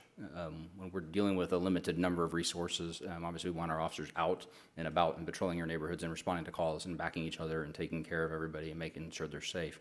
That process is significantly longer, so it's a poor allocation of our resources as well. If it's a habitual event, if there's somebody impaired, obviously different road. So we do this all the time with alcohol. It wouldn't be any different than that. The second thing that comes up regularly that I've heard a lot of questions on is how are we going to find it and what's it going to look like, right? So what I have learned in this process is people kind of have two different purviews based on where they're at and where they're operating every day. And this has been educational to me. There's some people that live and operate and visit certain parts of the city that see this all day long. In my neighborhood in particular, I can promise you it's a very regular thing. Cars are pulling up the stop sign in front of my house personally, and it is, for lack of better reference, it looks like Cheech and Chong. Pouring out of the car, horrific odor, very, very obvious that is occurring within that vehicle. Those are an easy example, right? The vast majority of these, the other side of the folks are people who don't experience that. And they're like, wait, this happens? People are driving around doing this? The vast majority of these I anticipate we will find through other traffic stops. We're going to make a traffic stop for somebody that is has a driving behavior that is potentially impairment, or they're speeding, or they're doing something else, and upon walking up there, it's going to be obvious. So this isn't the driving down the road, you see smoke rolling out of a car, and you assume automatically that that's marijuana. That's not a thing. That's not probable cause. That wouldn't be a valid stop. So there are things in place. So we would impair, obviously, provide some education, make sure they're safe to drive down the road, and then release them with that citation in those scenarios. When it comes to the open container, it's a little bit more tricky. So alcohol is exactly the same now. Nobody in the car can drink a beer or liquor or shots or whatever they're doing driving down the road. Obviously, that's a pretty well established safety concern. This is very similar. So nobody else will be in there. On the open container, it's very different. Really what we're probably looking for is, are they rolling a joint while they're driving down the road, kind of thing. Are they passing it around, kind of thing, right before they light it. So it's kind of like we have APC for impaired driving. We don't have to wait for somebody that stumble out of the bar, pick themselves up, crawled into the car, try 18 keys, get in the car, and clearly impaired, wait. We don't have to wait for them to drive before we stop them. We can stop them immediately. And so these kind of give us those abilities to hopefully get ahead of those things before they're unsafe. I don't expect to see a lot of these. Obviously, with the medical marijuana stuff, there's a lot of it moving around. We simply want to see people drive home and do that so safely. I'm happy to answer any questions if y'all have any. Okay, let's see, this is not, well, let's see, council comments, questions about this one? Councilmember Bruce? Yeah, Major,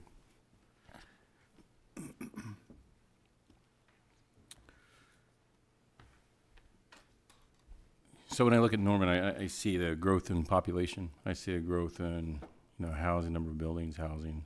I see a growth in visitors. When I look at the police department, I see your line's relatively flat as it relates to manning. For sustained time, flat. So I understand you guys have overcome based upon your changing your process procedures, like this would be a change to your process procedure. You've overcome through technology. I can understand pulling an officer off for a couple hours and there's only 5 or 6 on shift and the risk that would impose. Can you talk to me a little bit about that risk? Sure. Obviously, making sure we have the resources available to respond to the emergencies and the needs across our 190-ish square miles in the city is a daily challenge, as it is for most of our city departments, of course. We run a really lean, you all hear this, especially coming to budget season, we run a really lean group in almost everybody's division. We're no different than that. And so having our folks available and able to respond, not only to respond to calls for service, especially emergent calls for service in a timely fashion is a high priority for us, of course. When it comes to those life safety things, we have to get there. There's not an option. If I have people tied up on other things in the office and doing paperwork, booking in property, things like that, of course, that deters that to some degree. The additional part of that is I want them out there being able to back each other. I want that proactive approach, patrolling the neighborhoods, checking the businesses, doing the things that we are addressing when they're brought to us. But we also want to ensure that they're there to take care of each other. There are an increasing number of situations where we have to have more than one officer there to make sure that we can address the situation safely, have the tools available and resources available. So the more people we have available to get to those things when we need them are obviously on our benefit as a community and for the outcome of the individuals we're working with at that time. I think that answered your question. Yes, sir. Councilmember Gansberry? Yes, Major, to you again and everything like that. Sorry about that. Gotta get my steps in. First and foremost, I want to thank the city and Norman Police for bringing this to the attention of council and bringing up that state law to council to be able to look at so that we're compliant with all laws within City Norman. I also like the fact that I believe, if I'm not mistaken, that by being able to write them as a city now rather than just district, that offender that might get caught for that first time or something like that, their court process is going to be a lot easier. It's not going to be on file or anything like that, on record and stuff like that, correct, if it's filed with the city rather than with district court? So obviously it goes on their city record, but the city court is not a court of record, so it's not going to their state record. Yes, Correct. that's what I thought. On district court, it would. Yes. Barring some sort of expungement, which. Thank you.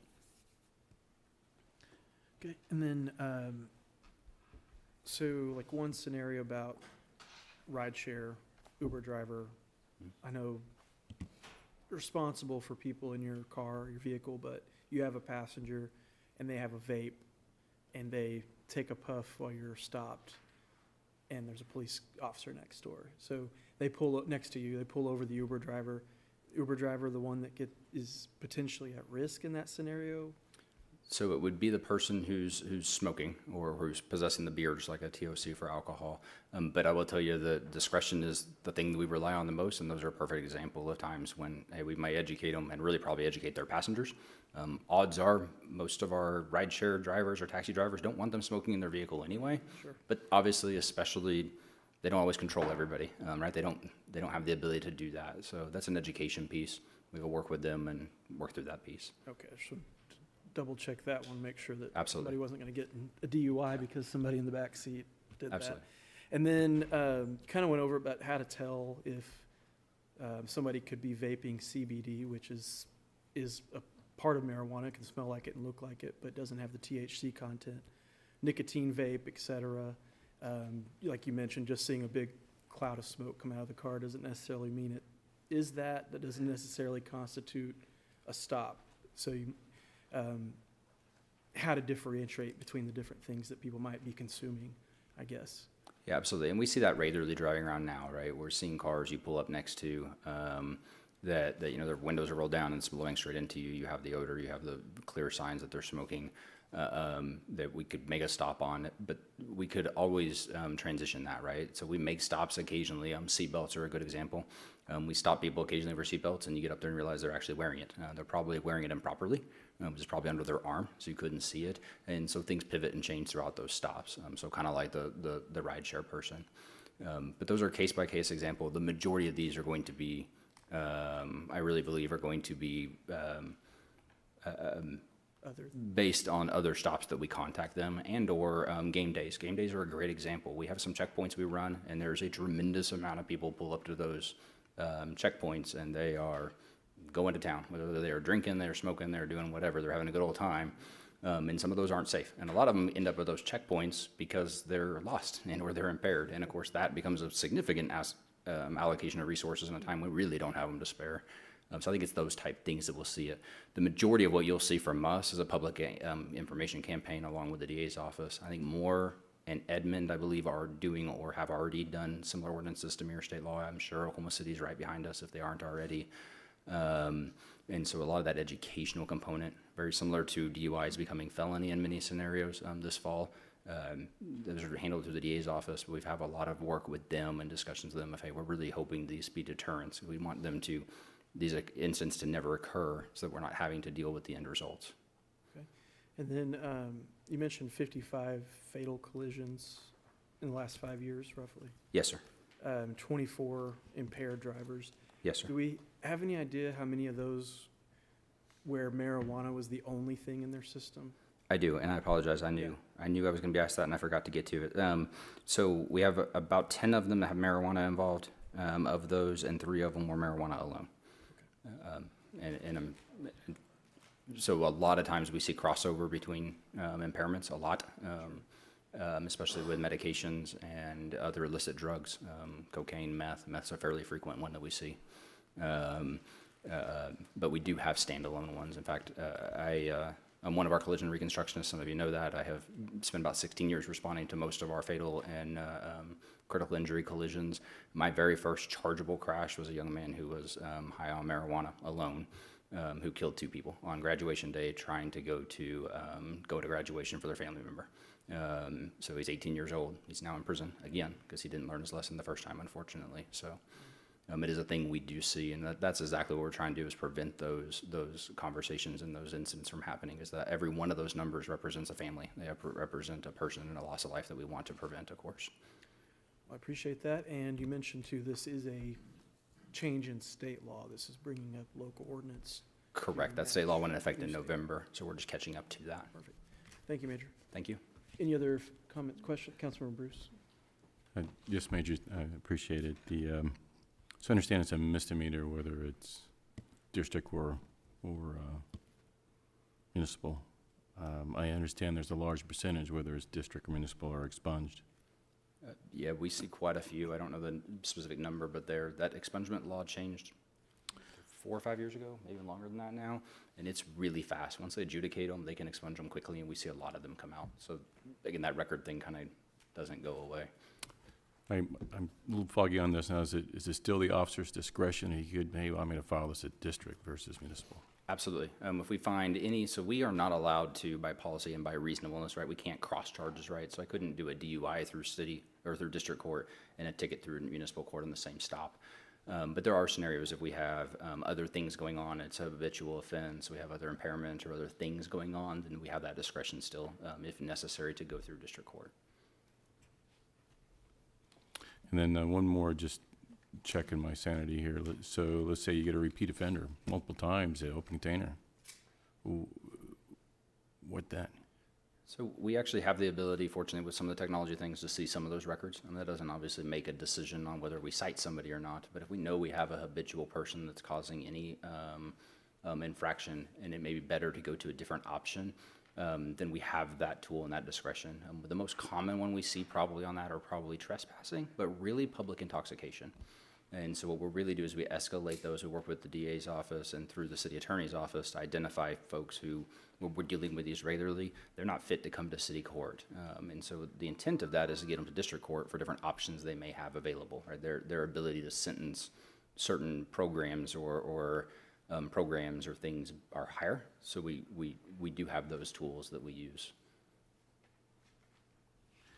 Thank you, Major. Thank you. All right. Councilmember No Fire. So I know a lot of products these days contain THC, not just gummies and actual vapes and things of that nature. I'm talking more of things like ointments, lip balms, and lotions. Do those count as well for the open container? They would, I believe, for the open container portion, they would. The challenge, of course, is being able to identify it reasonably and legally, right? Thank you. Okay. All right. This is an opportunity for members of the public to make comments regarding this item Madam Clerk, are there any public comments? Yes, Mayor. Paul Wilson?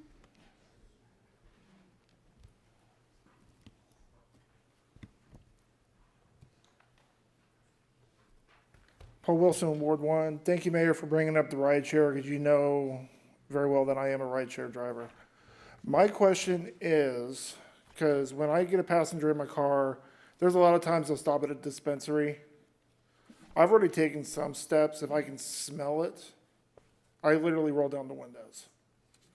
Because I don't want that smell in my car. I've had some very bad instances with that where I got reported for driving under the influence, which I've never touched it. And that almost cost me my job. My question is, if I roll down my windows, I guess Major Barber can answer this, and an officer pulls up next to me, obviously they might be able to smell it out of my car. Am I gonna get pulled over because they can smell it? And if so, that kind of leads me to what should I do then? Because the passenger, I believe, can still report me for being pulled over by law enforcement. And that could really hinder me, because I get it a lot where either they'll come out of their house or they'll go to a dispensary, come out, and to put it bluntly, he's right. It's like Cheech and Chong. I mean, you can definitely smell it. So I'm kind of worried about if I get pulled over and they report me for being pulled over. Enough of those, once again, I lose my job. And to no fault of my own. I mean, the only thing I could probably do is just cancel the ride, but they're just going to get another Uber driver. So I don't know if you can answer that question, because I was worried about it, but Mayor brought up some of the questions, but this was the question I actually had. So thank you. Thank you. Steve Ellis?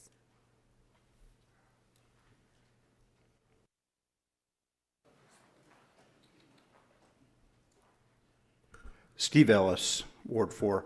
Apologies for showing up late. I had an engagement on campus, so I missed most of the discussion already. But I did want to raise the issue of what types of THC-bearing substance were going to be made illegal under this. Balms and tinctures and that sort of thing are things that my disabled daughter uses to great effect, actually. And, I'd hate to think that that was the sort of thing that if it was, not in the trunk, which is where we usually keep her wheelchair, like in the bags that she takes into the law school at OU, that we could potentially get in trouble for that. She can't drive anymore. We drive her around a lot. She's often packing some THC-laden balm or tincture because it does help her medicinally. And so I just hope that there are exceptions in the law for things that are not sort of immediately intoxicating if they're within the reach of the driver. Thank you. Thank you. Benjamin Plummer?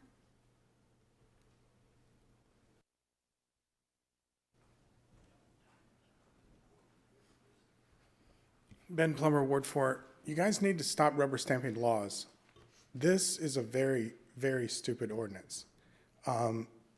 If somebody is driving to Texas, for example, let's say that I'm driving to Texas. I have a mother-in-law there.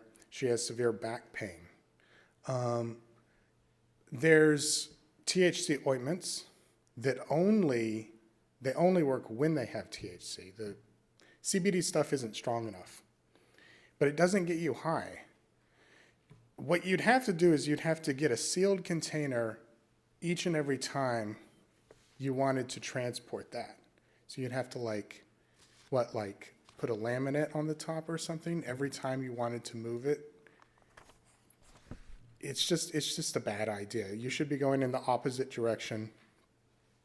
You need to vote against this, and you need to go in the opposite direction. You need to decriminalize this stuff. Trey Kirby.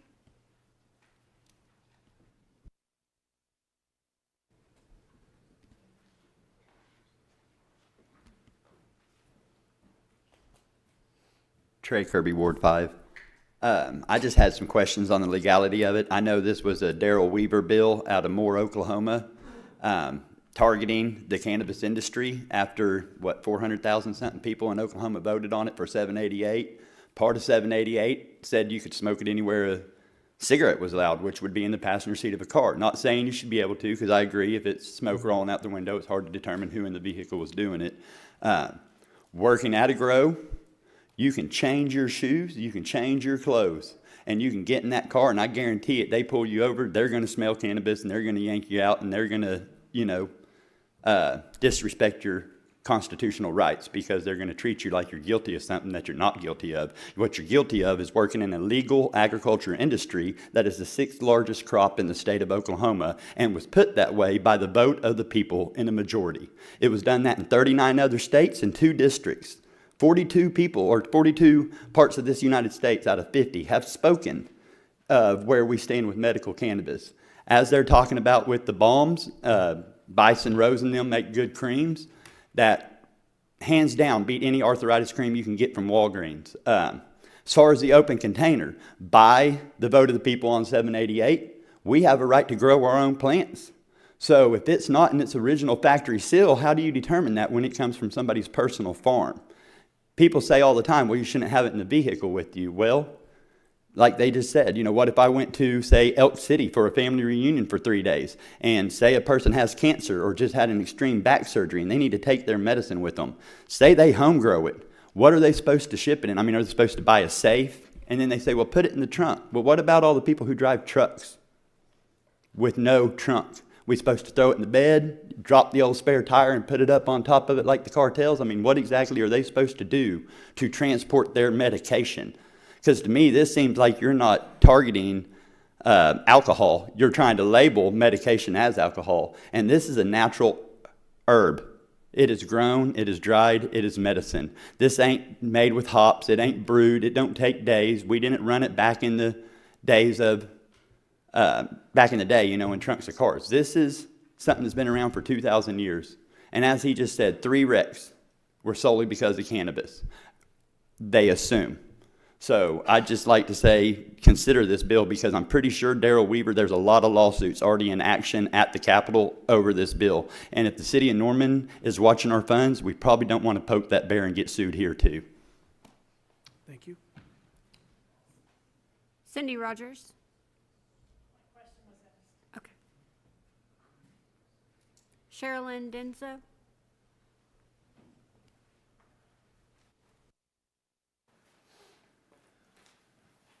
Okay, folks, you've probably heard it all, but I'm going to give my 2 cents irregardless.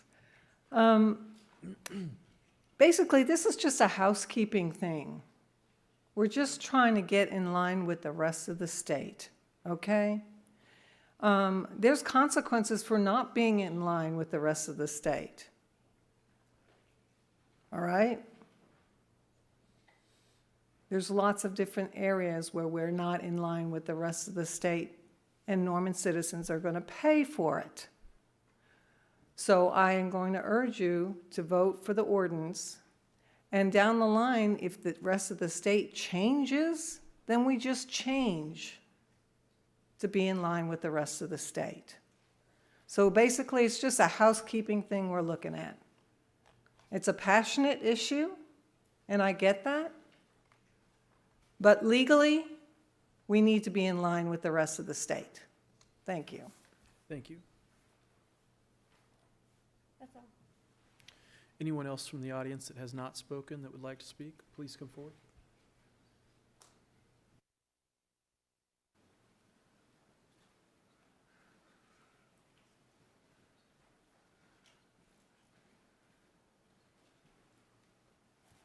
Cullen Beeger, Ward 3.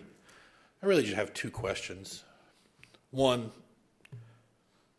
take a moment and think about, do you personally have any medications that are a controlled substance? Do you ever travel with them? Do you know what the requirements are? If I have my controlled medication, I have to have it in a pill bottle with my name on it. As long as it's in the glove compartment with my name on it, could be on the floor of the car, could be back seat, doesn't matter, could be in my pocket. Has my name on it, it's my medication. I'm allowed to take it, says my doctor. Along those same lines, if I go to a bar and I have 6 beers, I get in my car. There's a very easy, discernible way to determine that I've had 6 beers. It can be done through a breathalyzer, can be done through blood test. How do we determine how high a person is when they're driving? How do we determine what the legal limit is? What is the mechanism we're using to determine that? To my knowledge, there is not a field sobriety test. There is not a scientifically analyzed test that will allow us to discern that information. Thank you. Please come forward.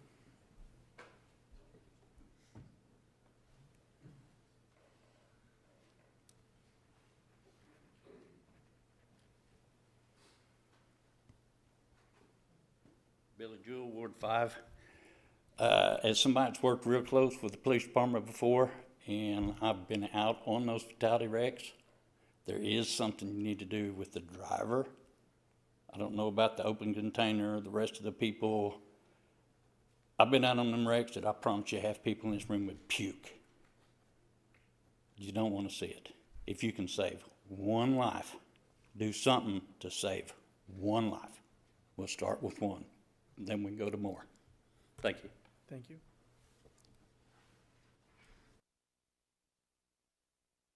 Spoken yet? Okay. Are there any final comments from council or questions regarding this item? Councilman Bruce? I have one more question for you. So,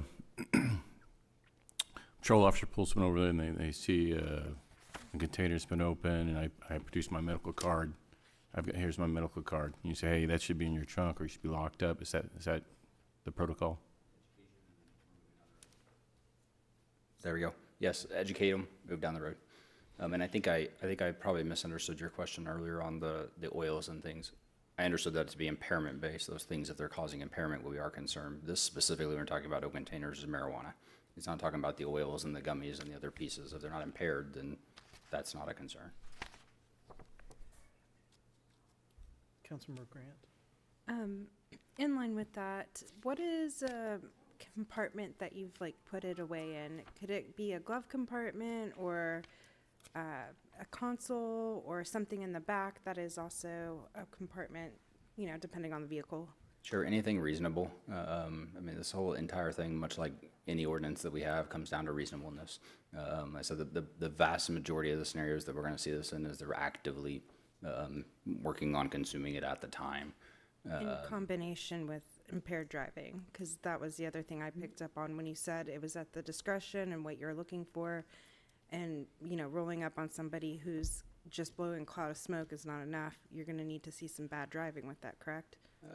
You're going to have something to have probable cause, right? So when we're talking about impairment, of course, yeah, and just having the odor of marijuana upon you, which is a real thing. I agree with the comments that were made by several people. That's a real thing. So is the odor of alcohol and many other things. You have to have other components related to that. And that's not uncommon. We see that a lot today. When it comes to the impairment side, which is different than this, we have specific steps and things we can do. And what we're looking for is behaviors that are inconsistent with safe driving. So we're looking for behaviors that are inconsistent with motor coordination, decision-making, divided attention, and we have a battery of tests and things we can do to evaluate that.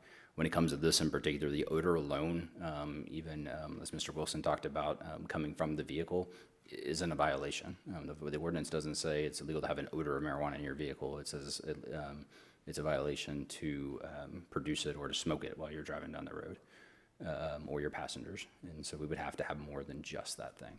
And then to the part where state law changed and we need to be in compliance, we won't be the only city updating our ordinances? There are, I know for sure Edmund and Moore, we've talked to them and they're working on it. I would imagine several others will as well. And I don't have a list for you, I apologize. Would we be in conflict if we didn't do anything? Probably a better question for the city attorney, but I don't believe so. Unless I'm wrong, the challenge would be the public education side and the deterrent for if we're not actively enforcing it, or at least announcing that we could or would, which if I'm having to spend an hour and a half-ish to do that through a state charge, then I'm probably not, to be honest with you, then that deterrent goes away. And obviously, our goal is to deter those before they ever even get to an enforcement capacity. Okay, and then I guess the second part should be directed to Rick Knighton. If we didn't do this and somebody got into like a massive wreck and they're like, the city had the opportunity to do this and look what happened, you know, somebody habitual could have been educated along the way. What does that mean for us? It doesn't mean anything for you legally, because there is if you're talking about it from the perspective of a tort claim, there's a specific exemption in the Tort Claims Act for failure to enact an ordinance, but it might have something to do politically with regard to the opportunity to do that and not doing it and then having some tragedy like that. It's probably going to be more political than it's going to be legal. Okay, thank you. Do we get to comment on it before we vote? I'll just say that I plan to vote for this just because it seems reasonable, and this is really about education and also dealing with people who might be problematic when they pop up on our radar. So I understand what it's trying to be done here, and I do hear the people who are concerned that if, you know, it's our legal medication. They're worried about being stopped and frisked, so to say, but I don't think that might be as, we have like 4 cops to 1 stop. It kind of seems silly if we're just stopping people, writing the citation and moving on. So anyways, those are my thoughts on it. All right, thank you. Councilmember Bruce? 4 cops to 1 stop, I don't get that. But what I do get is that you're taking a uniform officer off the streets for a couple hours. That's what I do get. And I get the increased risk associated with that team that's out on the field patrolling. I get that. So for me, it's a manning situation where manning's been held constant for years related to the growth of population, housing, and visitors. So the roof valve is change the process. Or overcome through technology, which you can't, so. All right. Well, I share similar concerns. My questions were asked about what happens if we were to say no and not adopt this state law. I personally do not agree with the motivation of it. And I think our legislature often passes laws with no regard for how they will be enforced or how local police departments and various factors go into these things. But that it did pass the legislature, it was signed by the governor, and as it stands, it is the law of the state, and I would not want to create a conflict for our city staff and police department in this, but I would encourage everybody to contact your state reps and encourage them to think hard about these things before they vote to pass them on to us to enforce, because I do think there's a lot about discretion, and our officers may be well trained and have the discretion needed, but other departments around the state may not be, and so that'll be a concern, and I guess we'll see how this plays out as far as people transporting plants or bombs or a bag of gummies, and if that turns into a situation where an officer determines that's an open container, and then that person ends up going through a whole legal ordeal involving a DUI and so on and on, or if there's an issue with a rideshare driver at some point that comes up dealing with a passenger. So all things to consider, but again, this is a state law that has been passed, and I think it is appropriate that we be in line with that as it stands. So with that, the motion on the floor is to adopt the ordinance on final reading as a whole. Second. Yeah, we're a second reading, number 6. I was doing my notes down here. Sorry, yeah, it's okay. Okay, the motion on the floor is to adopt the ordinance on second reading, section by section. And council members, you may cast your votes. Motion to adopt the ordinance on second reading, section by section, passes unanimously. I'll entertain a motion to adopt or reject the ordinance on final reading as a whole. The motion on the floor is to adopt the ordinance on final reading as a whole. Council members, you may cast your votes.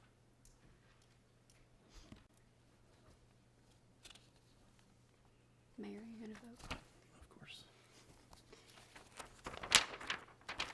All votes have been cast, and the motion to adopt the ordinance on final reading as a whole passes unanimously. All right, item number 31, ordinance upon second and final reading amending section 32-509 to include prohibiting the use of handheld electronic devices while operating a motor vehicle in designated school zones and active construction work. I'll entertain a motion to adopt or reject the ordinance on second reading, section by section. Motion. Second. Is there a member of staff to make a presentation? Jeannie is still here. Snyder, Assistant City Attorney. From a House bill that was effective November 1st with the state. And if my new contacts will allow me to read this right now. I just want to read it so I'll get it into the record. The proposed ordinance amendment makes it unlawful for any driver to operate a motor vehicle while manually using, holding, or supporting a handheld electronic device, including cell phones or tablets or other similar devices, within a marked school zone, during posted hours, or an active construction zone where workers are present. The violation is a total fine and court cost of no more than $100. There are some exceptions to this. If you can do it, you can have voice activated if you're trying to do emergency communications with law enforcement, fire, or medical personnel, or when emergency vehicles are operating in the performance of their duty. It also, I want to point out, an officer cannot, only with consent can they take the phone from the driver. They can't stop the driver and then take the phone and attempt to do something with it. It also is for distraction to reduce crashes. We want to keep our road workers safe and our school children and crossing guards safe. I will say I'm one of the primary prosecutors in municipal court, and with all the constructions, like especially through Highway 9 and other areas, we have a lot of speeding citations and other citations in construction zones also. And this will just be another deterrent or another way to help make the safety of the roads in construction zone areas and in school zones. But you can still use your voice activated. You just can't hold your phone and be talking into it while you're in those two particular zones. If you have any questions, Major Barber may be able to answer a few of those also, but it's a safety issue. Okay, this is an opportunity, well, let's see. Keep showing me the public one first. Questions or comments from council regarding this item? Okay. Jeannie, I thought it was already against the law to text and drive anywhere. So It is. Holding your phone already, I thought, was against the law. It is, but I think they wanted to point out that specifically they wanted to make a point for the school zones and the active construction zones. They also made it just a little more clear than the original statute and original ordinance about what is a handheld device and the state, and then we did follow that also and use the word texting. Where a lot of what I have seen when we've had these type of citations come before court, it's not just the texting. It's maps, GPS, people reading text. It's more than just texting. And so it did make it a little more clear for the school zones and the construction zones that you cannot have a device in your hand when you're in those zones. Can you have a device in your hand when you're not in those zones?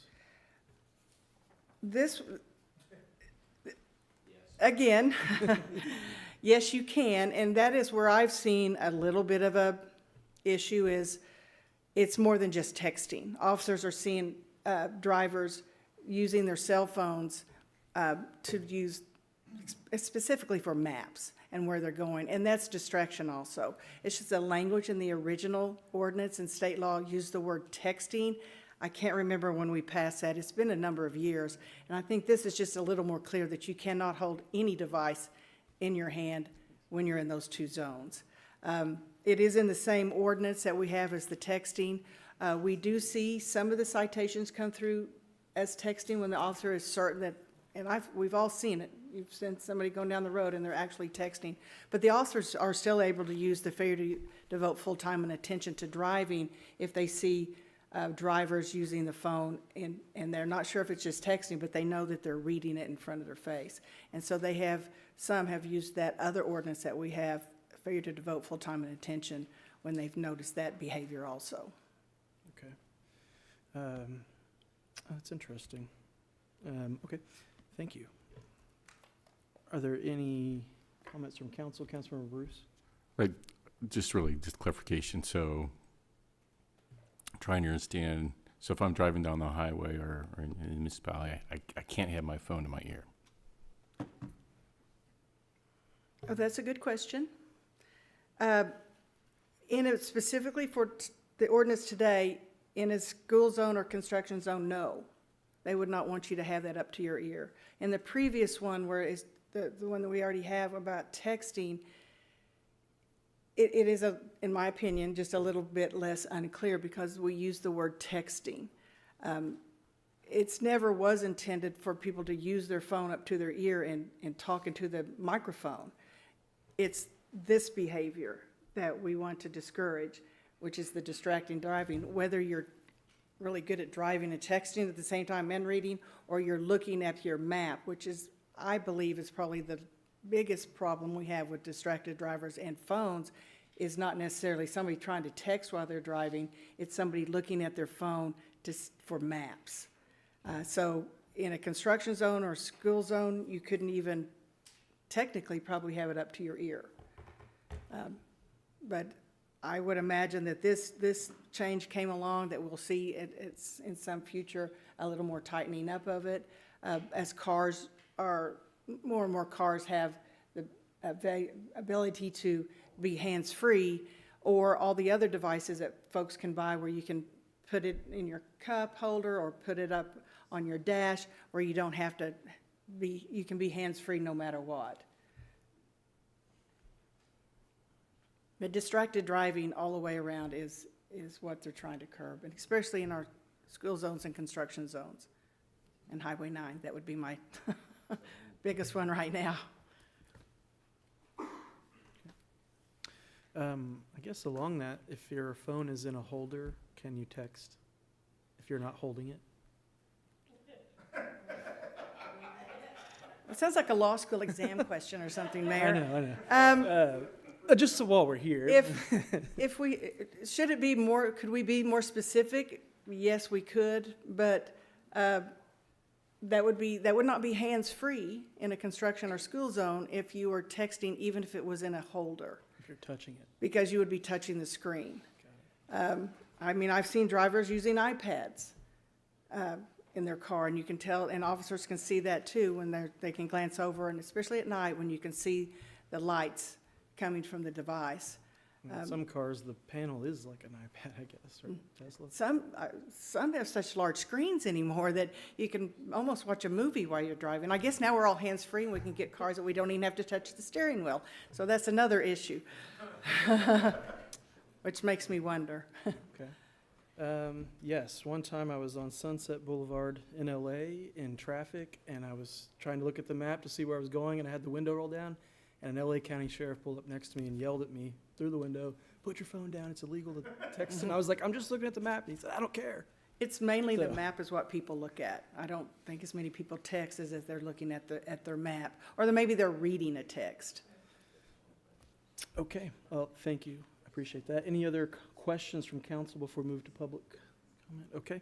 This is an opportunity for members of the public to make comments regarding this item. Madam Clerk, are there any public comments? Yes, Mayor. Paul Wilson.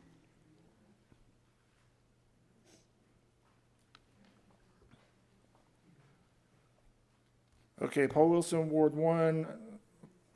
Believe it or not, this doesn't have to do with me being a rideshare driver, because now I've got Android Auto. It goes through my nav system anyways. My question is, the original one, that the texting and everything, it was not a pulloverable offense according to some of the police officers I've talked to. Is this actually, if they see it, can they pull them over? And if it is, why don't we just do it all the way around?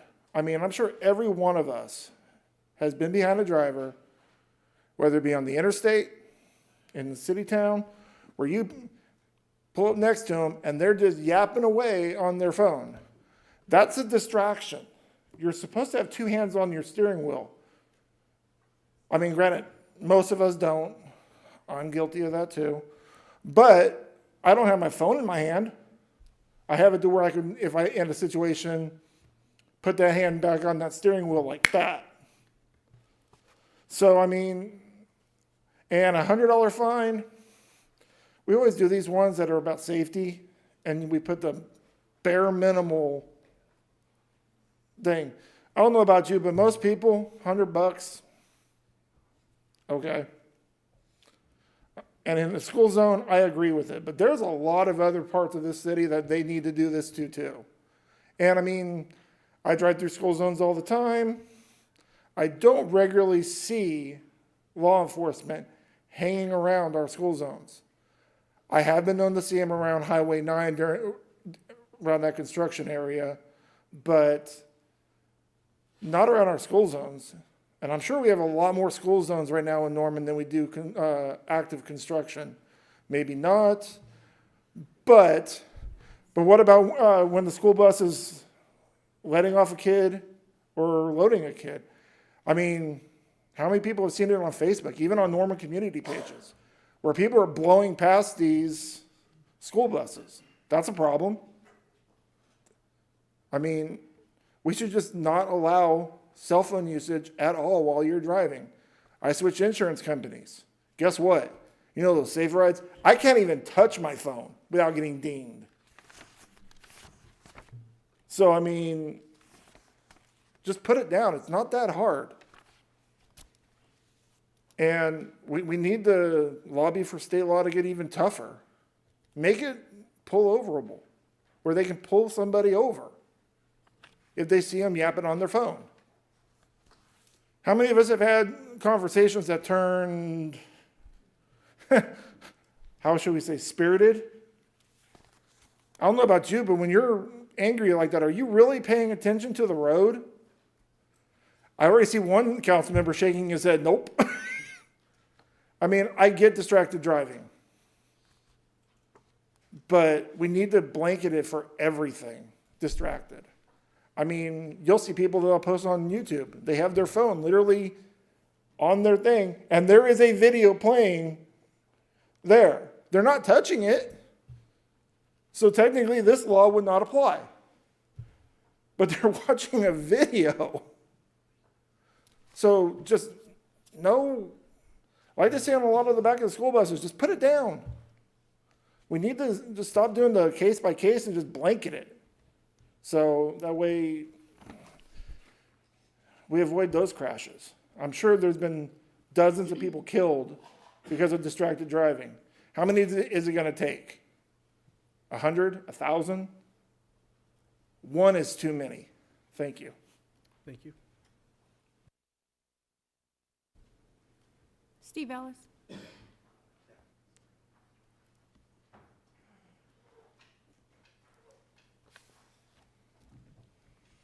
Steve Ellis, Ward 4. For what it's worth, I appreciate the sentiment behind this bill. Ordinance. I'm not opposed to it at all. But I was just confused by something, and it may have been covered in the stuff from the previous discussion that I missed. But I'm not quite clear on why it's crucial that we need to change our ordinances to be exactly the same as the state ordinances. I mean, it seems like we're getting lots of redundancy here, and I'm not exactly sure why it's important for us to have exactly the same language. Does it have something to do with what we can prosecute in municipal court, or would it have to go to someplace else if a Norman police officer stop someone for violating the state law as opposed to a municipal ordinance. So maybe this is just asking for civic education here, but does anybody have an explanation for why it's important for our municipal ordinances to be exactly in tune with the state law? Thanks. Thank you. Ben Plummer.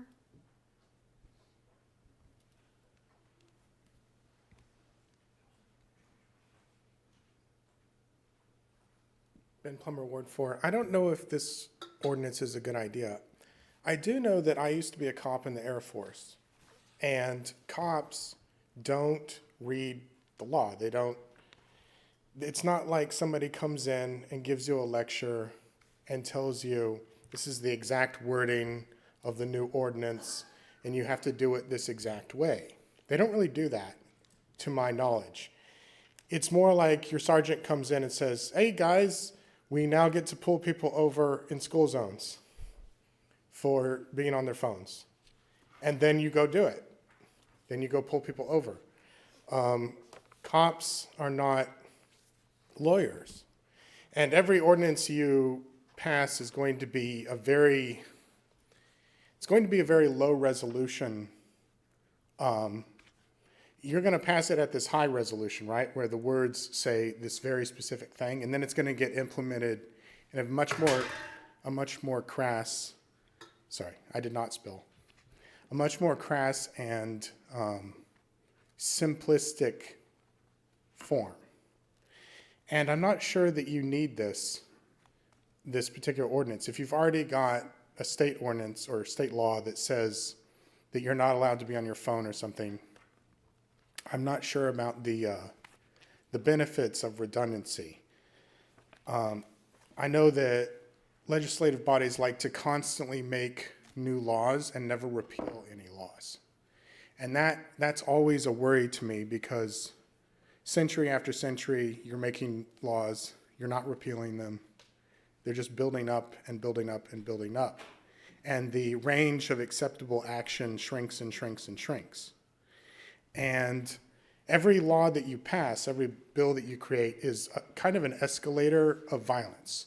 So if somebody violates the law at the lowest level, they commit an infraction, then you're going to issue them a ticket, which they're going to have to pay a fine. If they don't pay the fine, they're going to have to go to a court date. If they don't make the court date, a warrant for their arrest will be issued.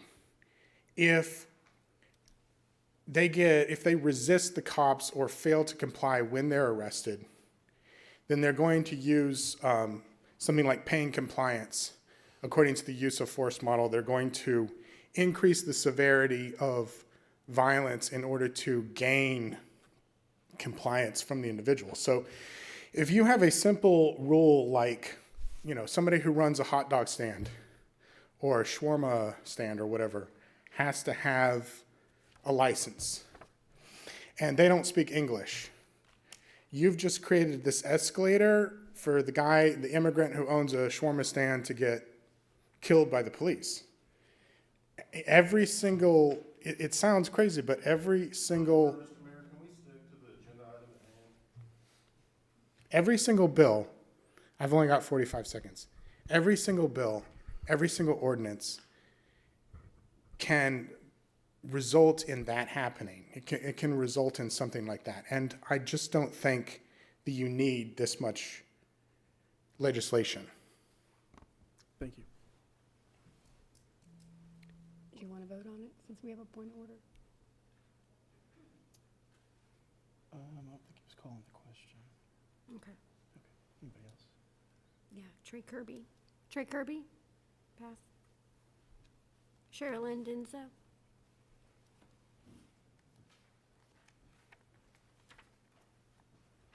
Sherilyn, and so wards 4 and 6. And I'll be very brief. Again, there's nothing wrong with complying with what the state deems as a problem in our safety. And as somebody who's driven cross-country over a dozen times last year, I've seen it all on the road. And I've driven in small communities, and I've driven in large communities and super big cities. And the level of phone use in a vehicle is kind of on the ridiculous side. So this is just trying to keep our construction workers, which many are killed every week across the nation for people that are not paying attention in construction zones. And the construction zones are extremely intense driving in some areas across the country. And you have to have both hands on the wheel and drive between those concrete barricades and maneuver around large vehicles and small vehicles and motorcycles and all sorts of stuff, and as well as the traffic. So I implore you to adopt this ordinance for those construction workers and their families. And school zones, again, if anything, maybe it'll teach the teenagers that are learning to drive around those school zones to put the phone away. It's not that important to jump on the phone as soon as they walk out the door of the school, and to pay close attention to what's going on around them. And so, these are just two small areas where I've seen driving around the around the country a bunch, people literally watching YouTube videos and the like, and FaceTiming as they're zipping down at 80 miles an hour. So, this is a pretty simple thing to do, and hopefully make us a little bit safer. It won't take everything away, but hopefully it'll make things just a little bit safer. Thank you. Thank you. That's all I have, Mayor. Anyone else in the audience who has not spoken that would like to speak? Come on up.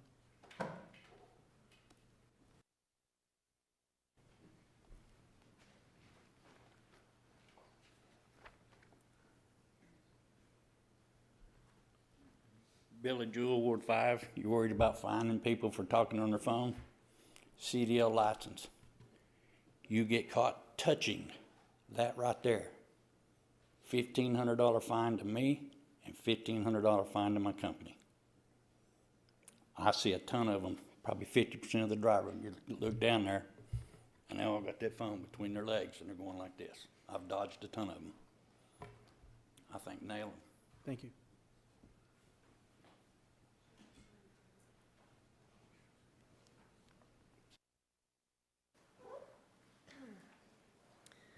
Hello, Mayumi Windler, Ward 2. So, this is about distracted driving. I drive manual transmission cars. Automatic transmission cars make me nervous. Is that going to be considered a distraction at some point? What if you're fiddling with your radio? What if you're fiddling with, your air conditioner, heat, whatever? Where does this stop? That's all. Thanks.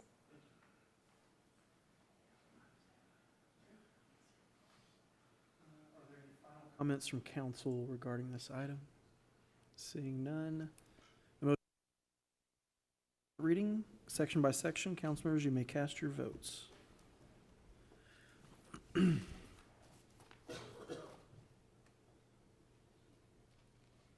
All votes have been cast, and the motion to adopt the ordinance on second reading, section by section, passes unanimously. All right, I'll entertain a motion to adopt or reject the ordinance on final reading as a whole.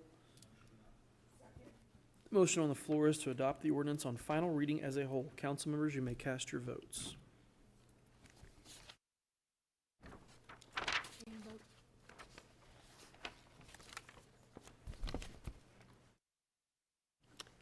All votes have been cast, and the motion to adopt the ordinance on final reading passes unanimously. All right, miscellaneous comment. This is an opportunity for citizens to address City Council Due to Open Meeting Act regulations, council is not able to participate in discussion during miscellaneous comments. Remarks should be directed to the council as a whole and limited to 4 minutes or less. Anybody signed up? Yes, ma'am. Paul Wilson? Paul Wilson? Sorry. Luckily, I have my helper back to nudge me.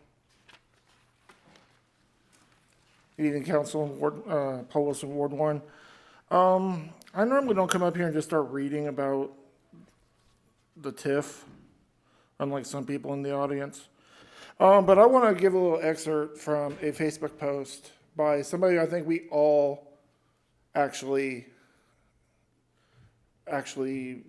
like, and that's Anthony Francisco, our former finance director. It was directed towards the mayor, but I think the council needs to actually see or hear this. Mayor Stephen Tyler Holman, now that the state Supreme Court has ruled it becomes the job of the city that you govern to implement the ordinance that was passed by the city council despite your vote against the ordinance as a Ward 7 council member and your disappointment at the determination of the courts. You are the mayor now. Your job is to work to the best of your ability to make the city policy work. I think you would agree that most people in Norman, and certainly most Sooner fans, which I know you to be, are supportive of the project to build a new arena and the surrounding development. The development itself passed the council unanimously, including your affirmative vote. The design of the arena reflects many features that you suggested make it work. I think you should now turn your attention to implementing the TIF and supporting the development. You should use all of your influence with the state, ACOG, ODOT to completing the improvements to flood and Tecumseh that have been needed, and to get I-35 on-ramps and off-ramps built at Rock Creek. Access to the area is a valid concern. You should hold the developers accountable to build the quality development that they promised. Now that the public is investing hundreds of millions of dollars in their development, make it work. I look to you now to be the mayor.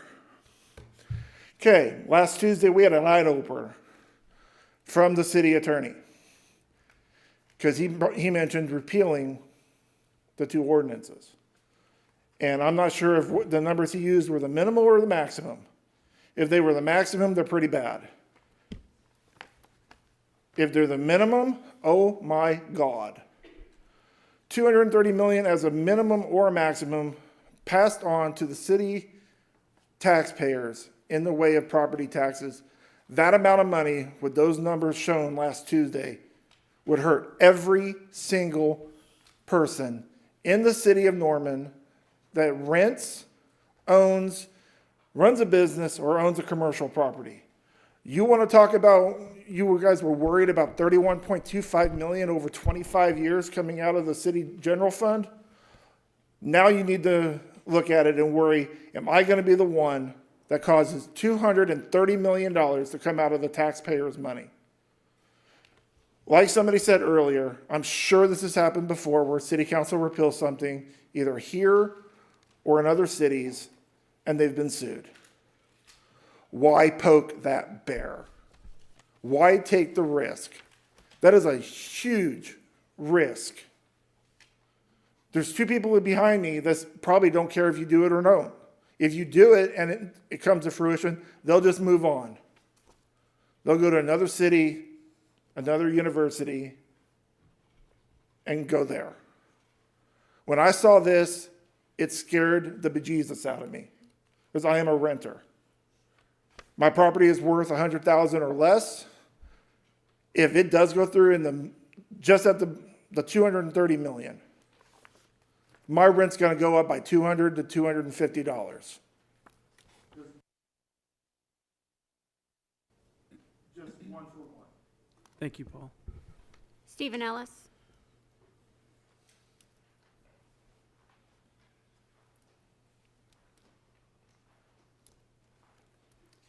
Steve Ellis, Ward 4. Wow, that was almost the perfect setup for what I was going to discuss tonight. So, first of all, I I don't know where the Anthony Francisco quote came from, but I thought he was better informed. As of right now, there are no actual plans. No architect has built a plan for any sort of arena. They're shopping that out as we speak. They're not going to break ground on this very soon. And the county hasn't located funding that we're ultimately supposed to pay back, right? There's no plan right now that you could get in trouble for busting. So if we're going to decide that this TIF was a mistake, which I think we should, now is precisely the time that we should be doing it, because it will minimize costs to everyone. We can all just move along, and it will diminish the damages we might have to pay, since you guys got stuck with a contract that was passed under really mostly a previous council. If you think the TIF is a bad idea, this is the perfect time to get rid of it. Secondly, Paul's concerns and being freaked out about the possibility of some huge payment through property taxes, I think shows that you guys haven't been getting particularly good legal advice.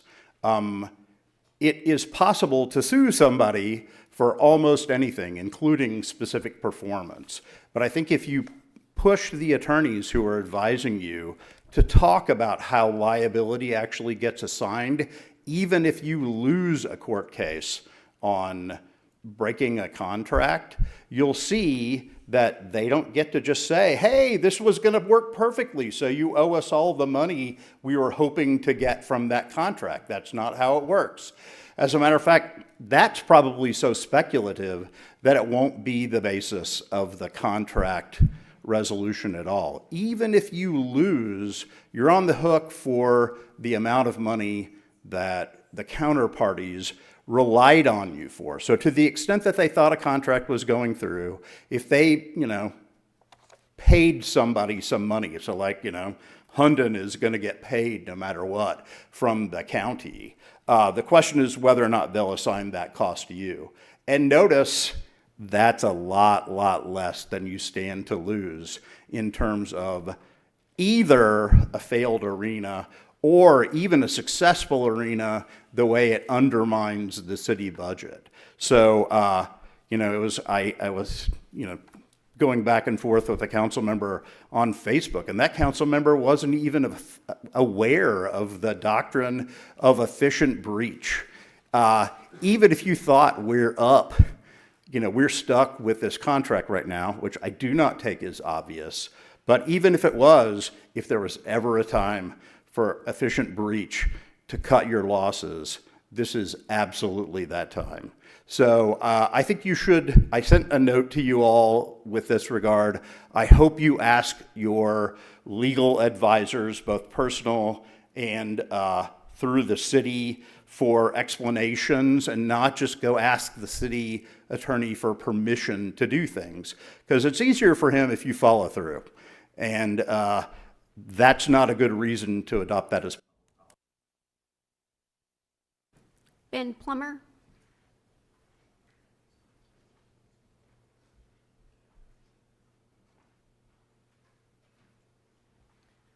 I've been opposed to the TIF from the beginning.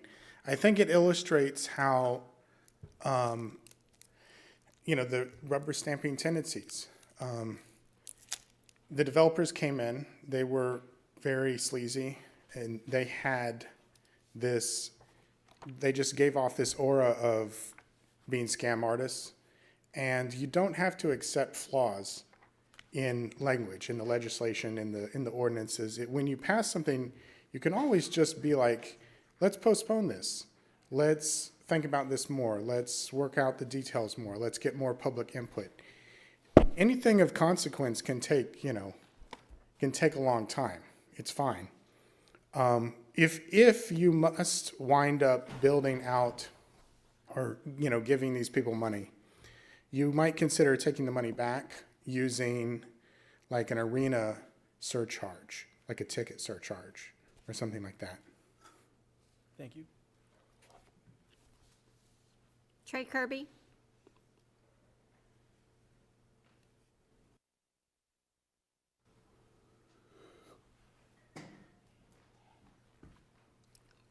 Trey Kirby, Ward 5. On the note that they're speaking about on this TIF, I just really had one question. If it does go to a lawsuit, and say we did lose, even if it wasn't the 230 million, say it was 150 million, and that goes towards the property owners and the renters, and they all get an increase on their taxes and their rent, does it really stop there? Or can them property owners turn around and come and file a tort claim or something against the city for appealing that and costing them money due to overturning it? This is a serious question. I want to know if it ends at just that or if it goes further, and what's the regulations on that? Thank you. Thank you. Rob Norman?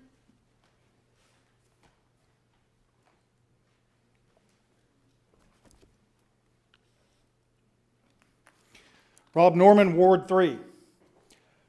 Through the past few elections, through the referendum petition, 11,000 voters have charged you with 2 deliverables, both in the referendum petition and in election after election after an election. The mayoral election was about 11,000 too. 1, deliverable. Put a halt to the arena TIF until and unless it is put to a vote of the people. Deliverable number 2, oppose the turnpikes at all turns without fail. There are more deliverables that may be relevant, but those deliverables you're not going to be able to deliver on if you don't deliver on 1 and 2. Now, a little bit about what the law says. We're going to ask you to repeal this ordinance and send it to a vote of the people. And let's go back and look at the advice you got. You were told it's possible that you could be held personally liable, and it's possible that the city could have a $230 million judgment entered against it. Well, we're going to provide more formalized presentations to you folks that show you that is out of the realm of reality. We've already told you that the city attorney did not advise you of the Local Development Act provision that specifically allows you to repeal the ordinance. Now, also the city attorney on the issue of personal liability did not advise you of Section 8.06 of the Local Development Agreement, which says you cannot be held personally liable under this TIF. You were also not advised of the issues of your errors and omissions insurance coverage. Under OMAG, which I assume, I don't know if the city has a different product, you were not advised of that. You were not advised of Carter versus Greenhaw, which says that under a contracts clause lawsuit, a party suing for violation of the contracts clause is not entitled to a money damages remedy. That is from the United States Supreme Court. That has been followed all the way up to the present day. We'll provide you with a formalized presentation that cites those cases. You were not advised that of the cases the city attorney cites, none of them support the notion that you can be held personally liable or that the city can be held liable for money damages. They said the exact opposite, and they also said that in this situation, it would not be a contracts clause violation. Now, what about, but there's still a breach of contract there under state law? Well, what you have to understand is that a party entering into contracts with the city is charged with knowledge of the limits on a city authority and a city's power. What are the limits on the city's authority? Well, 1, Section 9.01 of the Economic Development Agreement says the city's obligation is to provide the TIF increment revenue. No other fund or revenue source of the city can be charged with the city's failure to do that obligation. And there's a case involving a county under the Local Development Act that we'll provide you with that's right on point to that. Now, we will also provide you, there also is, anyone entering into a contract with the city is charged with knowledge of this explicit repeal statute. Now, I think we've talked about and we reached a consensus that at some point it gets to the point where it doesn't make sense for the city to repeal. But right now it does. And there is plenty of law under Oklahoma's Constitution. We'll continue on. Thank you. John Skameyhorn.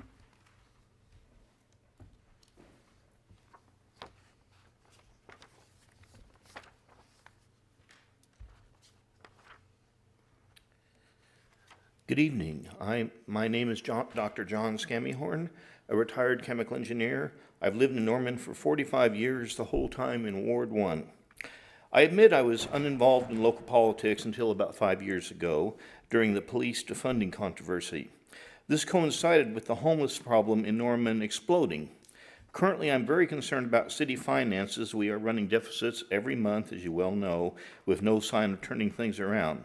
It seems like building a new homeless shelter and putting permanent supportive housing in healthy neighborhoods is the priority for our council. You need to set priorities, and ensuring basic services to working and retired citizens is a must.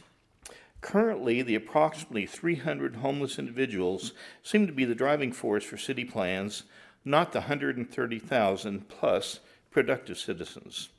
While it doesn't solve the problem on its own, homeless relocation programs in the U.S. have been a tool cities have used to reduce the financial burden of homelessness, offering homeless people one-way tickets to move elsewhere. This strategy is also referred to as Greyhound therapy or bus ticket therapy. Proponents argue that there are legitimate reasons for seeking to reunite homeless people with their friends and family in other locations. I will list just a few examples of successful homeless relocation programs. In January of 2024, Texas Governor Greg Abbott's office claimed to have relocated over 100,000 migrants to sanctuary cities. An itemized list of tens of thousands of people of undisclosed immigration status were allegedly sent to Washington, D.C., New York City, Chicago, Philadelphia, Denver, and Los Angeles. Between 2005 and 2017, the city of San Francisco sent 10,500 homeless people out of town by bus. In Seattle, bus tickets were offered by nonprofits such as the United Way of King County, which reported funding about 116 journeys out of the region in 2018. In Portland, in the fiscal year ending 2019, the city sent away 383 individuals to places such as Las Vegas, Seattle, and Phoenix. San Diego police officers and supervisors testified that they routinely cleared downtown streets of transients by rounding them up before dawn and moving them to other jurisdictions such as National City or other unincorporated areas in the county. The Southernmost Homeless Assistance League, a nonprofit operating a homeless shelter in Key West, had sponsored more than 350 bus fares to leave Key West. In return, clients had to promise never to return to Monroe County. Between July 2008 and April 2013 in Las Vegas, the state-run Rossum Neal Psychiatric Hospital discharged 1,500 mental patients, sending them via taxi to a Greyhound bus station and on to cities across the U.S. We are constantly told about mental health patients being discharged from Griffin Hospital onto the streets of Norman. Las Vegas teaches us there are alternatives. In summary, Greyhound therapy is a tool Norman can use to help alleviate homelessness. Thank you. Thank you. Mayumi.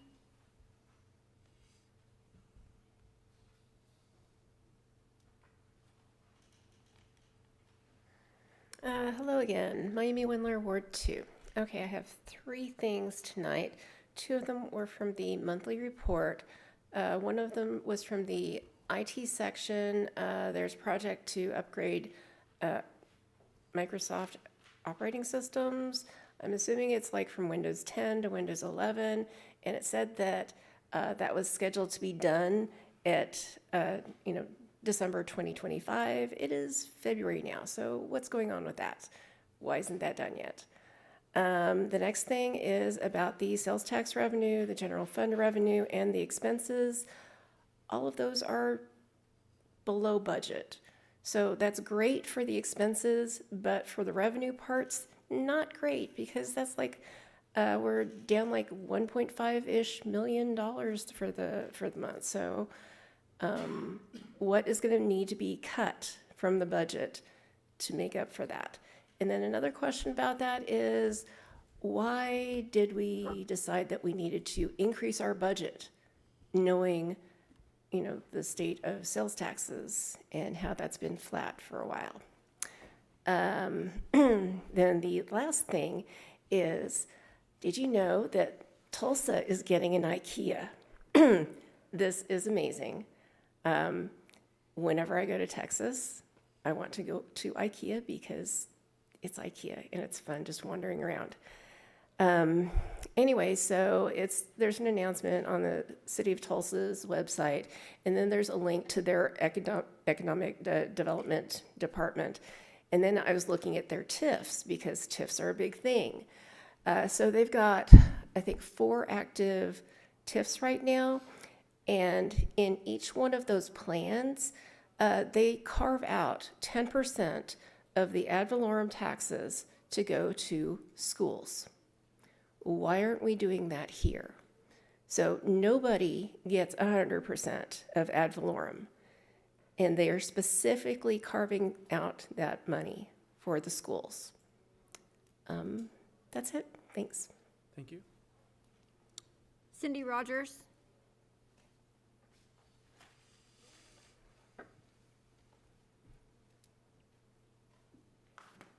Cindy Rogers, still Ward 4. So I moved here in 1997 to work at OU in the economics department. And honestly, we didn't think we'd be here that long. We thought we'd be sort of a drive-by, stick around. But we're here. We raised our kids here. And I didn't really do much engagement in city business because I was busy trying to get promoted in tenure. And then in 2006, former Mayor Rosenthal gave me a call and said, as I'm sure you're aware, which I wasn't, and it had to do with the TIF. So since then, I've really been paying attention to all this TIF business because I do public finance. And so let me ask a question. Why did it make sense to use tax increment financing for the Rock Creek Entertainment District project, or even for the original UMP TIF? Why didn't we use bonds like we do to build roads? Or a special purpose sales tax like we did for Norman Forward Quality of Life? Why TIF? Why is TIF the right tool? Besides getting around a public vote, why TIF?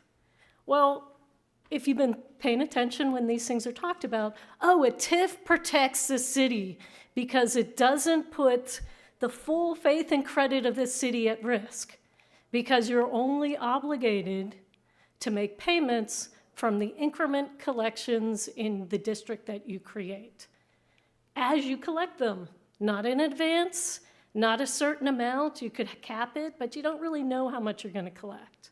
And I think it's really important to remember that's the point of TIF, is it protects the city budget. It's not like a GO bond, which we vote on, but that doesn't actually protect the city from claims if they're not paid off. So I'm here tonight talking for Oklahomans for Responsible Economic Development, which is the organization that put forth the referendum petition, which 11,000 people signed. People were driving to us in cars, at little tents. That was an incredible amount of emotion and amount of voice that people wanted to vote on this project. And our mission, and we're committed to this, is to bring this arena to a vote of the people. And if people love it and they want to commit this much of city funds for a new arena, then fine, they'll vote yes. And if they don't, then we could put together another plan. But that's ultimately our goal. So if people say other things, you just don't want this, no, we want to vote to see if people want to support it. So I think you'll find, and we'll be bringing forth more information, but the other thing about a TIF that's really good, and actually the arena TIF, the Rock Creek Entertainment TIF, contract, the Economic Development Agreement, has some good parts to it. Believe it or not, I'm going to tell you there's some good parts, because the contract language is pretty specific. So section 8.06 is a part that says you can't be individually held liable.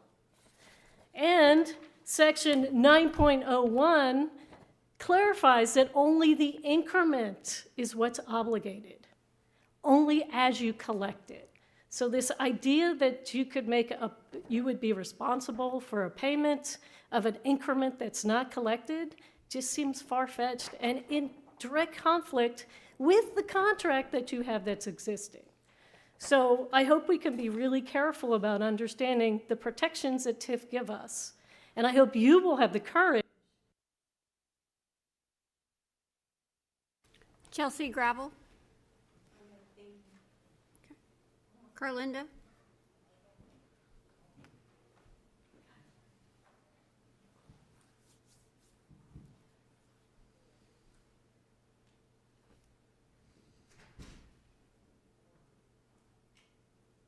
Carlinda Gravel, Ward 4, Mayor, Council. I'm very concerned about these last several meetings we've had. So I've been doing a little bit of research. So I guess we have a budget due before council, June 1st. Yeah, then we'll have a public hearing on that, June 15th.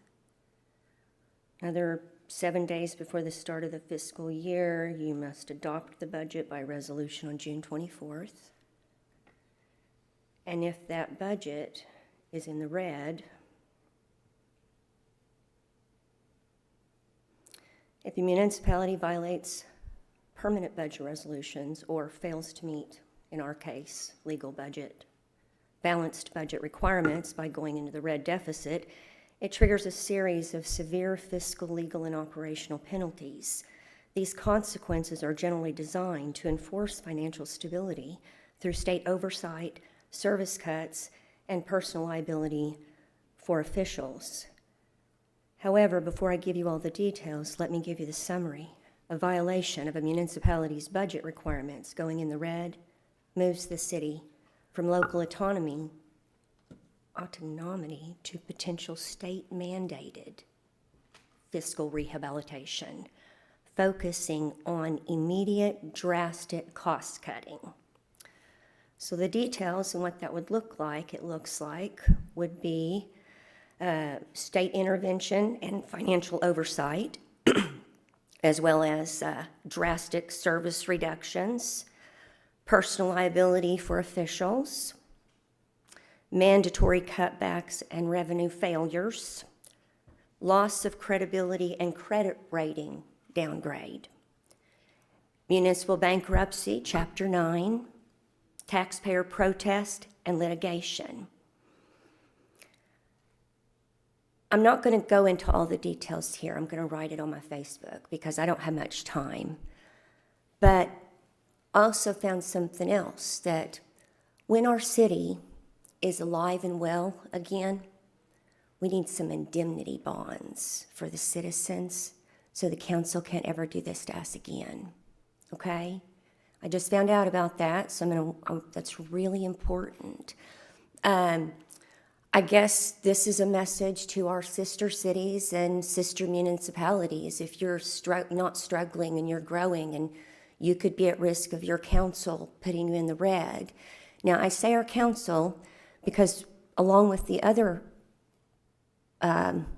research that I did to find out exactly what those spikes went, Mr. Pyle, those spikes, what those actually look like as opposed to actual growth. That language is way beyond me. I don't even think I'm pronouncing most of those words properly.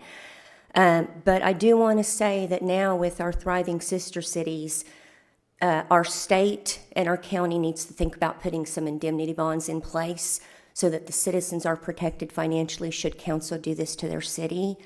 I want to say that one of the things that Mr. Francesco said to our Citizens Academy that I want to add to this issue that caused it is he said we were getting a lot of COVID money And the council was choosing to create projects that were going to have to be sustained by our general fund. And he warned and warned and warned the council not to do that, but they did it anyway. Thank you. Thank you. Billy Joel? He left. Trey Kirby?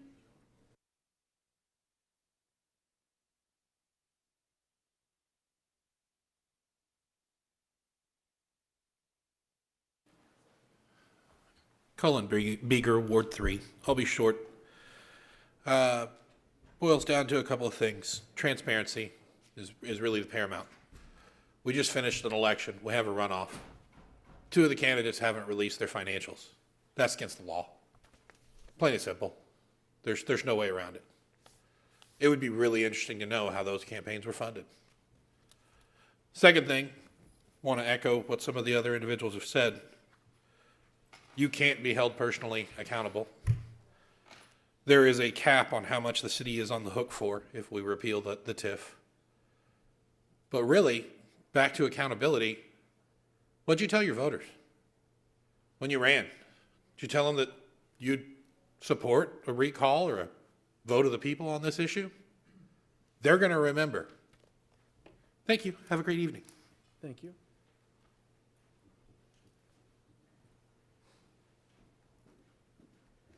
Hi, Ella Crenshaw, Ward 6. My first item is I know there are plans to deal with the intersection at James Darner and Acres and to make that safer, but is there any way in the time being that we could just make it a 4-way stop? Just put a couple more stop signs out there?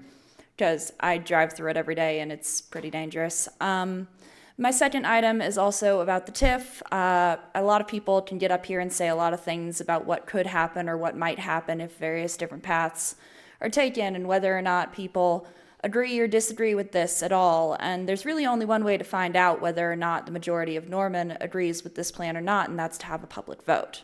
Thank you. Thank you. Yep.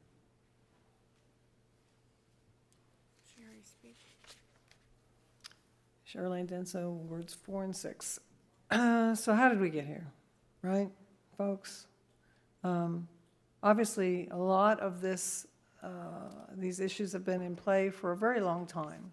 So you got to look at each other and say, who's been around here for a very long time?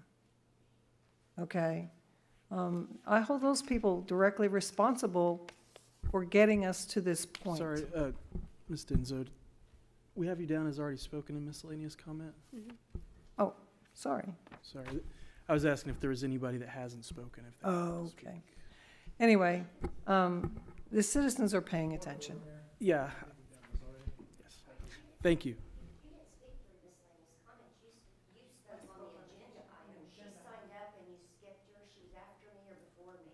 Oh, I'm sorry. Okay. I'm sorry. Okay. No, you're correct. I accidentally skipped over you. I apologize. I had you on the list. Sorry. Do over. Yeah. I went straight from. It's okay.